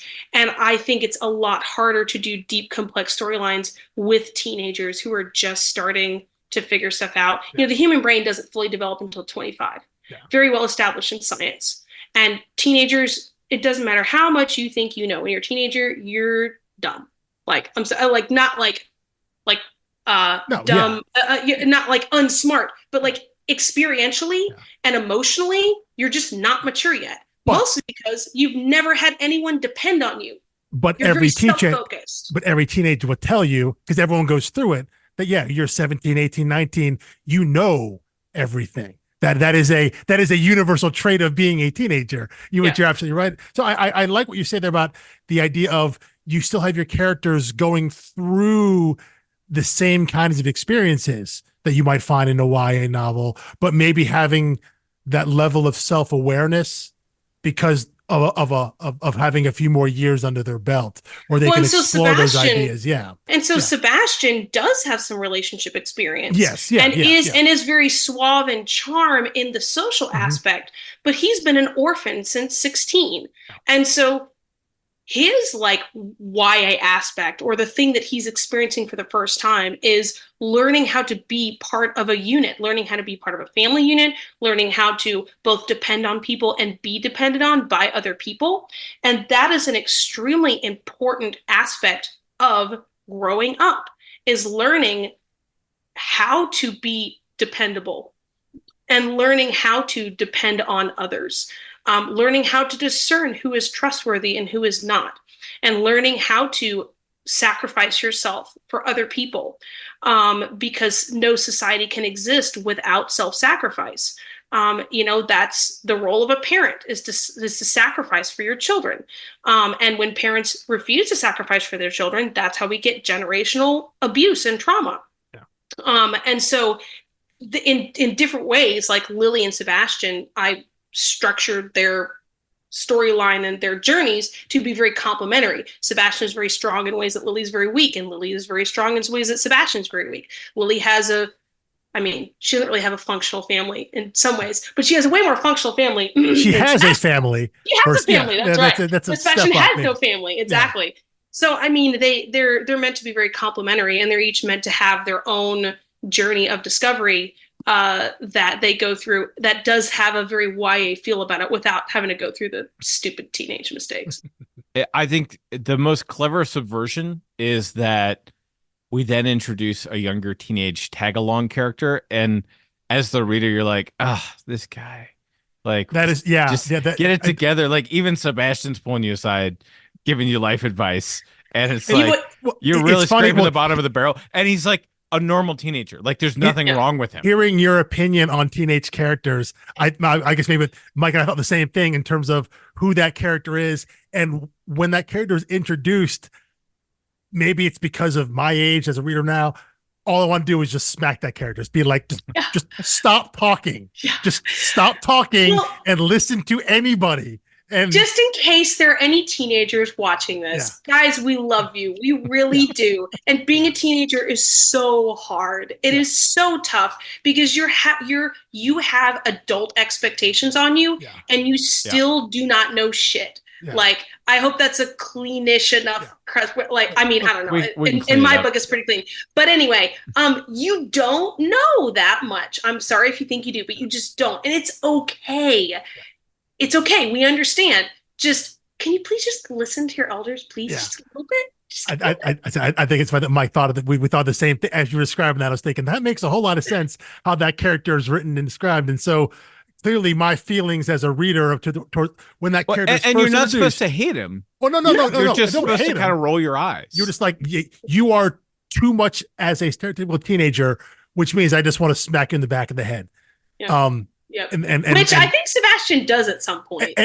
I would multiple times, I think. Yeah, multiple times, I think. That makes a lot of sense. Yeah. Okay, so let's get around to not that we needed it, but our winding rationale for bringing you onto our podcast, because you've announced, I think publicly, certainly to your Patreon community, and I think more broadly, that you are planning a graphic novel or comic adaptation Mm-hmm. of I think Cat Magic is what we're starting with. Cat Magic is what we're starting with. Yeah. I would do a TV adaptation tomorrow if a studio wanted to pay for it. It's just finding a studio who I prefer sequential artwork.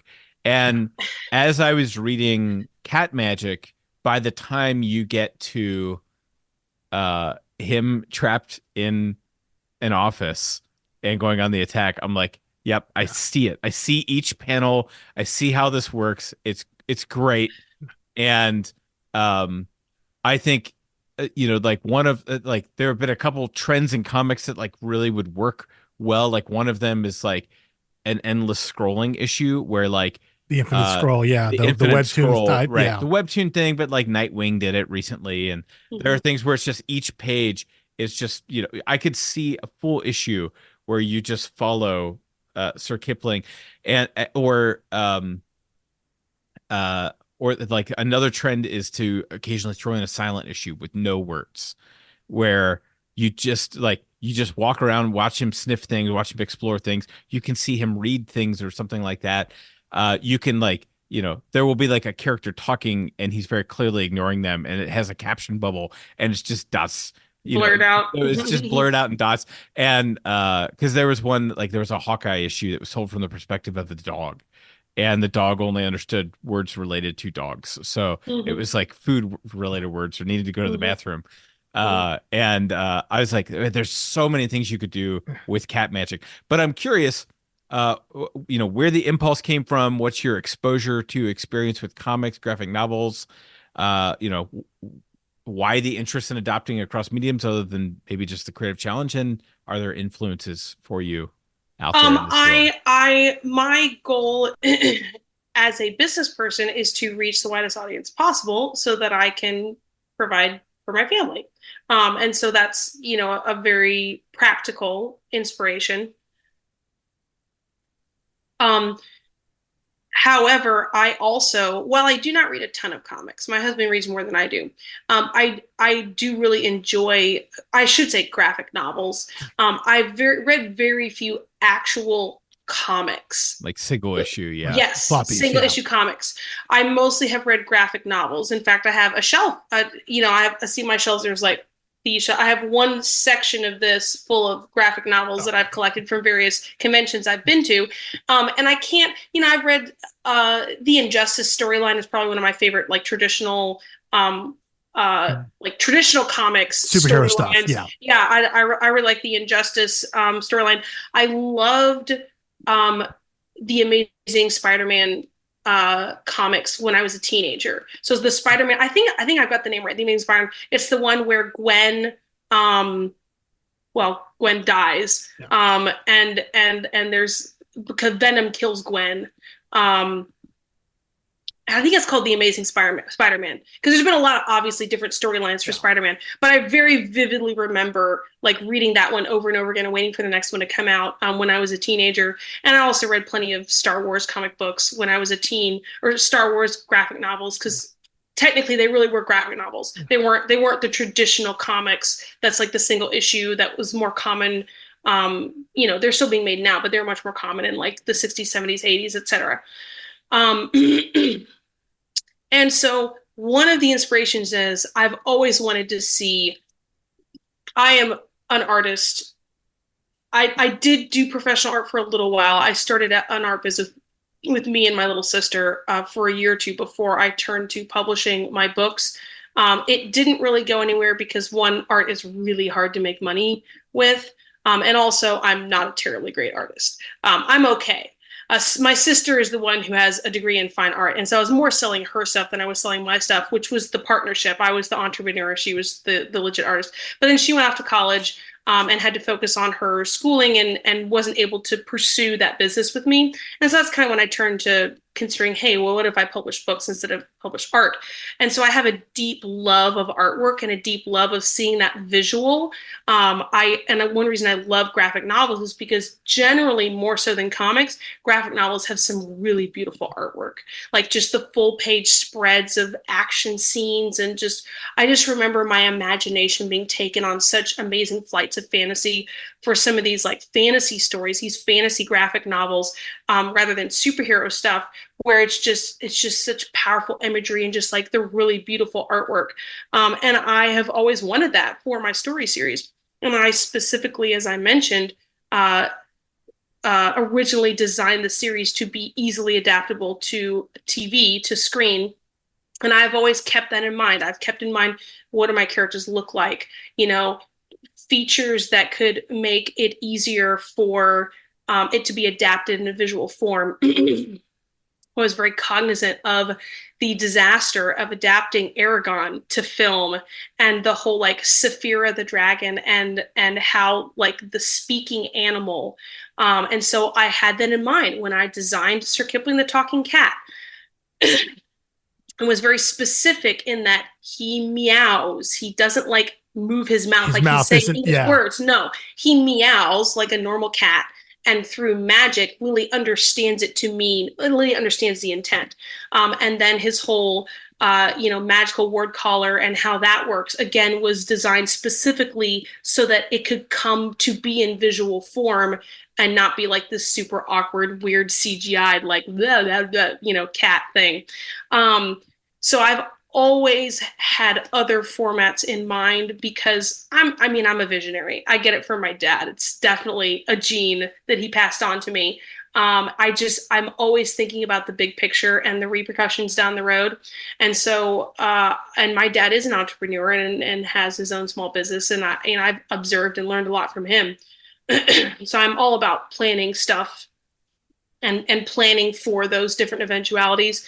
And it was just a matter of selling enough books that it would interest the people who could make those formats that cost a lot more of an upfront investment. Mm-hmm. I do have an agent, and there have been interest in the series from various film. BBC showed some interest, and Cartoon Network showed some interest before the writer's strike. Then the writer's strike happened, and that all died. Yeah. So things have not really recovered since then, and we haven't had any interest, like no inquiry since then.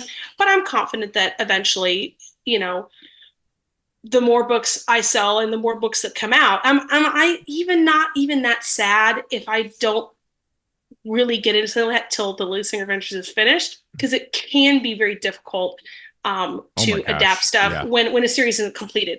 So but with the comic books, I have some books published by Baen Books, which is a traditional publisher. So I call myself a hybrid author in the sense I will have self-published and traditionally published books. And my Baen connections got me or made a small indie comic book company aware of me, and they approached me at LibertyCon, which is a small writing focused convention down in Chattanooga. I think that was 2023. Yeah, it was 2023. So last June, they floated the idea of, would you be interested in adapting graphic novels? And I had an agent, and I had been pursuing that idea. I have had inquiries from Dark Horse. I have had inquiries from what's the one that did? It's a short name. It's a Japanese sounding name, but it's an American company. I can't remember it now. If I said it, you guys would probably know what I was talking about. Yeah, I think so. But it's really interesting you say that, because I think I could probably pull my text conversation up with Alex, because I was I think what I'm like, the universes I follow in comics, Dark Horse would be the best fit, just like spitballing here, because there's like one of my favorite writers, a guy named Jeff Lemire, and he wrote this universe called Black Hammer, but it's basically lots of 12 issue or 5 issue independent stories all in the same universe. So it's like a new number one every time, and they're scattered across the timeline and the characters, and like there's not a particular even reading order, just other than what they came out in. And Dark Horse is like totally cool with that. Some comic book shop owners I have heard complain, they're like I want it to be 1 to 150, like that way everybody knows which one to pick up, what order to read in. And I'm like, where's the fun in that? Like, there's nothing to Google, there's no water cooler talk. I'm like, this is better for giving recommendations. There's new entry points all the time. And Dark Horse has a tendency to publish those type of universes, that would accommodate like, oh, here's Cat Magic and here's Accidental Witch and here's the Lily Singer series, and they all have their own number ones and they all start. Well, so what they asked for was send us there's a specific industry term for it, not a scrapbook, like a storybook. Send us the package, send us a pitch package. Right. And what they wanted was for me to send them the first 10 pages, chapter, whatever, adapted to a comic already to pitch it to them. Yeah. So they wanted me to find and pick out an artist myself and pay them myself to adapt it. I'm like, dude, if I'm going to do that, I'm just going to self-publish my own comics, because that's like 90% of the work right there that I'm depending on you to do so that I can focus on writing books. And you want to do it, you want me to do it myself? Fine, I'll just self-publish. And so I never bothered, because I'm like, the biggest thing, Tantor Media, I sold the rights for the first 4 audiobooks to Tantor Media back in 2018 because I was pregnant with my first child. Everybody was asking me for audiobooks, and I did not have time to go find a good narrator and figure out how the heck to produce an audiobook myself. I just didn't have the bandwidth, and I didn't want to deprive my readers of audiobooks while I was languishing and just didn't have time to figure it out. So I got an offer and I took it. I regret that in the sense that I wish I had my rights back, because I could be making a lot more money if I had my rights back. But I am happy because they were able to hook me up with Amy McFadden, and I'm not sure if I would have been able to get hooked up with Amy McFadden without that. The end product's pretty damn good. Yeah, and the end product is really good. Yeah. Well, so I did the first 4 books with Tantor. They produced those, and through that process, I learned how to produce audiobooks. So after 4, and Tantor said, "Hey, would you be interested in the same contract terms for the next books?" I said, "No, I'm just going to do it myself," because Amy was happy to work directly with me. And so all the other audiobooks I produced myself, because I had been taught the process by working with Tantor Media. And I saw no reason at all to continue losing out on a lot of money when I could just do it myself. I knew how, and I had the connections, and I had everything set up. And so I'm trying to not make that mistake with comics, because I know the big time suck is going to be finding the right artist and then learning how the heck to do, because I've also struggled with, do I want to hire someone to adapt it to comic form, or do I want to do the script myself? Do I want to take the time to figure out how to do it and have the inevitable early mistakes that I make, and it's not going to be quite as polished? Like, what is my time worth? And so that's a question I've struggled with. And all these people, I've gotten multiple requests for a pitch package from comic book companies through my agent. And they all want me to adapt the first 10 pages or so, pay for the artist myself and all this stuff to pitch it to them. And I know if I do those things, by that point, I might as well just do it myself. And so when this guy from it's called Hound Dog Media, something like that, anyway, guy approached me at LibertyCon. He's very small indie company. I'd already read some comics that they had produced working together with Baen authors. And so I already knew that they were kind of in the crowd and had connections, and they were people I could, and they also have industry connections. These are also like industry comic book people who knew how to do it, but they were interested in establishing their own little indie company to elevate certain storylines that they thought ought to be elevated. And that was an opportunity for me to work one-on-one with someone who's doing the same thing I was doing, which is a small indie company doing passion projects, as opposed to a big corporate company where it's just cogs in a machine and they have their requirements. And yes, some people would be passionate about it, but also it's just their job and they don't really care about the story. So that's why I said yes to this offer for Cat Magic. And I thought also, let's start with Cat Magic. So if I can make my mistakes with Cat Magic. Right. So then if I do end up doing the main series, I'll know what the heck I'm doing, and I can do it well. Yeah. So we're just kind of feeling things out. Currently, I'm waiting on a contract. We have an artist picked out. Mike, did you end up joining my Patreon? Have you seen? Yeah. Okay, so you've seen some of the the artwork Yes. that she gave to us as a, here's like what I can do. And I think she's a real great pick. And I'm excited to work with her. Her name is Jacqueline, and she's a relative nobody, not saying that as an insult, but just like in terms of the industry, she doesn't have any big industry credits that anybody would be like, oh, that girl, or something like that. And so that's the kind of person I like working with, someone with a lot of talent, but they don't yet have big demands on their time where they're like an industry name now. And so either they're going to be super expensive or super busy, and they just can't take on like a passion project.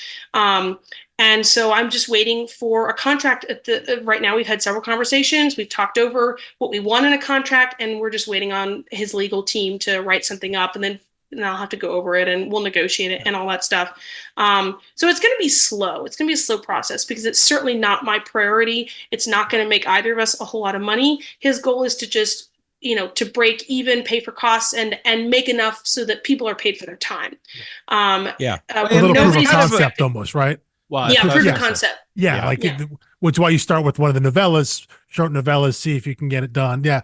I mean, that makes sense. We're saying there, because I think the idea when you go to somewhere like a Dark Horse who they're asking for that kind of pitch package, the assumption is they're working with people that are in comics. I don't think they differentiate someone who is working in prose. Yeah, don't get me started, because I wrote. I wrote my outline for like an entire 12-issue miniseries.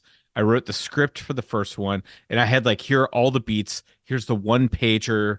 Yeah. And then I looked at like the pitch package requirements, and it was like, you need 5 fully, they don't have to be colored, but you probably should, but they need to be like fully penciled and inked with captions and narration boxes and all this stuff. And I was but I was like, okay, well, like I've met a few artists, like I could pay them to like do these 5 pages or whatever. Yeah. And then it said like in the fine print, like, oh, but like, should you change artists after your pitch is accepted, you have to resubmit your pitch with the new artist. Yeah. And they were like, and maybe our editorial team would like suggest a different artist or something like that, in which case, you wouldn't have to resubmit. But I was like, okay, so I, being a no one author, would have to go to an established artist and say, I want you to throw your lot in with me. It might be 12 issues, or it might be just this pitch.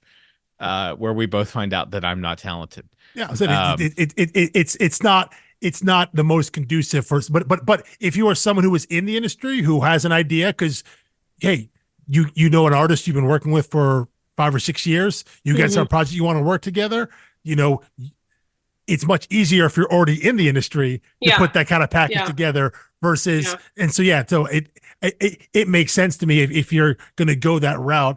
Obviously, you would try to want to retain your rights, absolutely, retain your ownership to your story, however possible. So if I drew it myself, it would be like stick figures and Sharpie on a napkin, and someone would think it was a bomb threat or something. I don't know. Yeah. So anyway, well, that's so great to hear. Typically, the last question we ask people is, how do we support you? Which we will have all kinds of links. It's best to buy books directly from you. Yes. Yes, all of my books are available in ebook and paperback, not quite audiobook. The first 4, as I mentioned, the rights are still owned by Tantor Media, so I cannot sell those directly off my website. But if you start with the first 4, either getting them through Audible or Google Play or anything like that, after 4, you can get the audiobooks directly from me. I'm not worried if people get it off Audible. It's fine. I still get paid something. But yes, for ebook, paperback, definitely buy direct from us. We make all of the profit. It cuts big tech out of the picture. And we also have direct tech support for the ebooks. We use BookFunnel, which is kind of like an independent version of Kindle. That is not like owned by a big company who's going to make you do all these things. It works just like the Kindle app. You can download my ebooks and put them onto your Kindle. If you prefer the Kindle app, you can put it onto your Nook. You can put it onto any e-reading device. You can also read it in the native BookFunnel app if you prefer. And if you want paperbacks, is that the BookFunnel app? It is, yeah. It works great. It's fine. The cool thing about the had BookFunnel, that to listen to Book 8. The cool thing about BookFunnel, the BookFunnel app, is that you can have both ebooks and audiobooks in there. Yeah, right. So it's one app that does both the ebook and the audiobook. And any other independent author out there is probably using BookFunnel because they are the go-to like independent e-reading company after like Kindle is Amazon. Yeah. They're the big independent one. So any artist that you're supporting by buying direct from them, they're probably all using BookFunnel. So it'll just be like your little indie Kindle. So yeah, store.lydiasherrer.com is the best place to find all my stuff.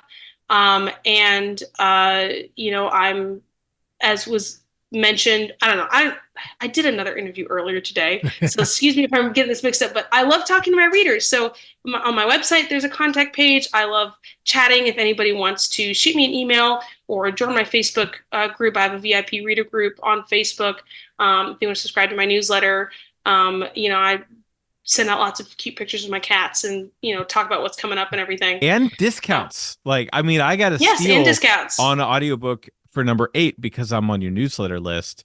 And I was like, oh yeah, it was the exact same price as an Audible credit. Exactly. Yeah. And it's buying directly from the art. So it was just like a no-brainer. And so I make 100% of that instead of 25%. So yeah. No, we'll have links to everything there, just directed to the shop, all the socials, your website and all that. We'll make sure everyone can go and find that and support your work. So all right, Lydia. And if you turn into a super fan and really want more of anything, you could always do what Mike did and join my Patreon. Join the Patreon. Yes, we'll have links to that as well. Join the definitely. Patreon. Yeah. Yep. And I own your books physically, digitally, and the last 2 in audio. You're such a good reader, Mike. You're so supportive. I do it. So supportive. Well, and like there's no altruism to it, but it did also do it's not a Kickstarter. It's the Sir Kipling plushie? Did you get a plushie? Well, I didn't get it yet, but it's on its way. Yes. Well, so yeah, May. They're going to ship out in May. So this is Sir Edgar Allan Kipling, magical talking cat extraordinaire. Yes. We had a little plushie made through a company called Makeship, which is kind of like a Kickstarter for plushies. They don't do only plushies. So they do just plushie campaigns, but in like a Kickstarter model.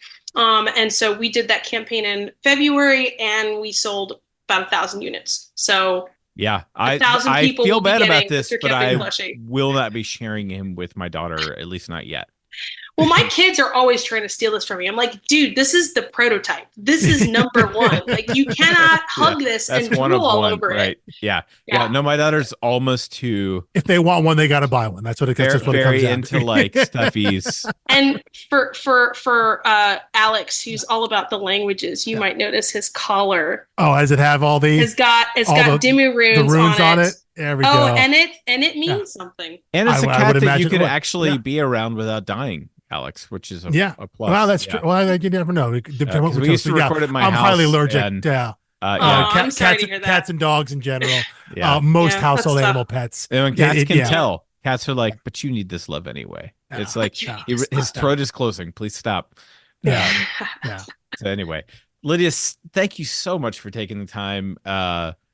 I hope that people enjoy listening to this and not are mad at us for taking 2 hours away from your writing. I think a lot of people love listening to long form podcasts these days and just getting into the nitty gritty. And like people can listen to it while they're doing dishes or cleaning or, you know, running on a treadmill or whatever. And so we hope we've enough here. People can go and who haven't checked your books out to interest them enough to go find them and dive into I mean, if you listen to a 2-hour podcast and you're not interested in reading the books, what are you doing with your life? We have all failed. What are you doing with your life?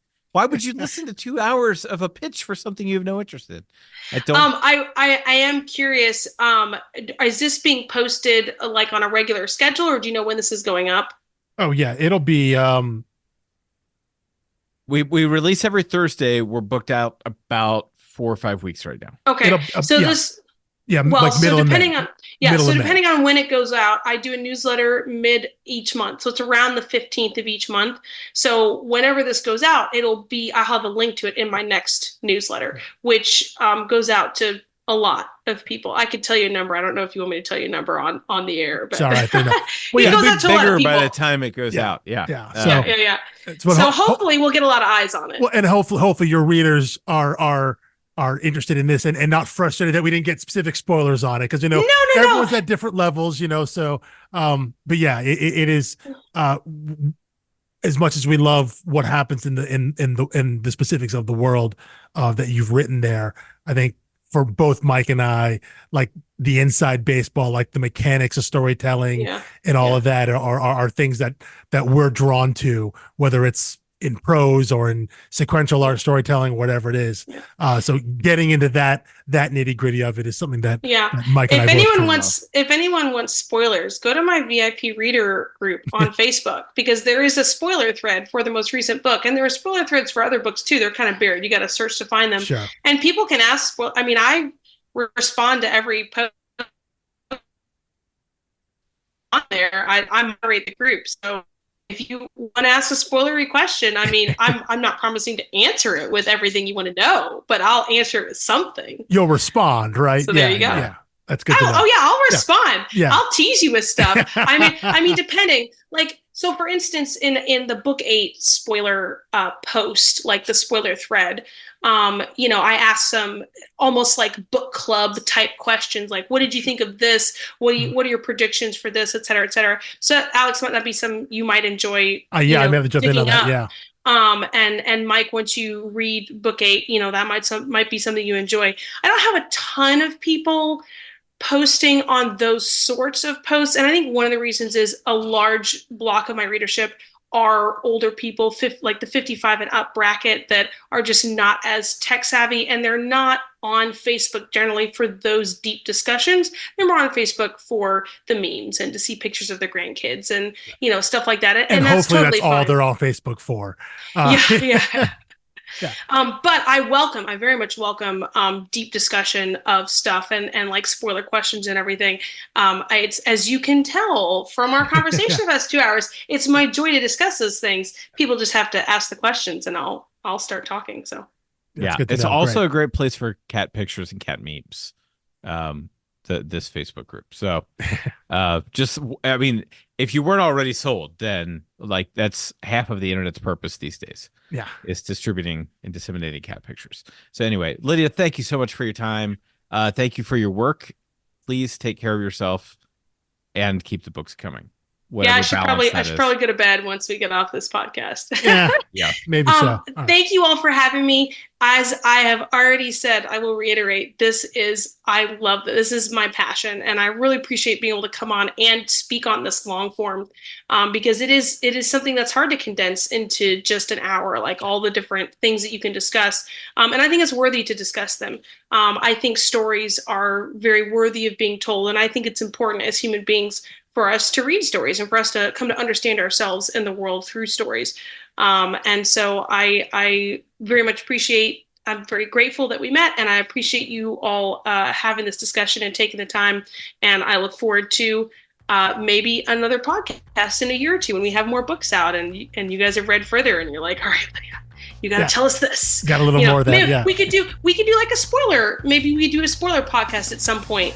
Where we discuss like everything spoilery, little more specifics on we talked generally about world building and how you construct stories. Maybe next time we can go into some of those specific choices as when, why, and how you landed on some of the things, because those things are equally important in my mind as building the world itself is the choices you make in the storytelling. And we can't really get into that without spoiling 7 or 8 books wherever you are at this point. We wouldn't want to do that to people who haven't had a chance to go and read the books yet. So maybe next time we can save that discussion for that time. Well, y'all just let me know anytime. I'll talk. I'm very good at talking. We appreciate it. All right. Thank you. All right. Thanks so much, guys. Thank you.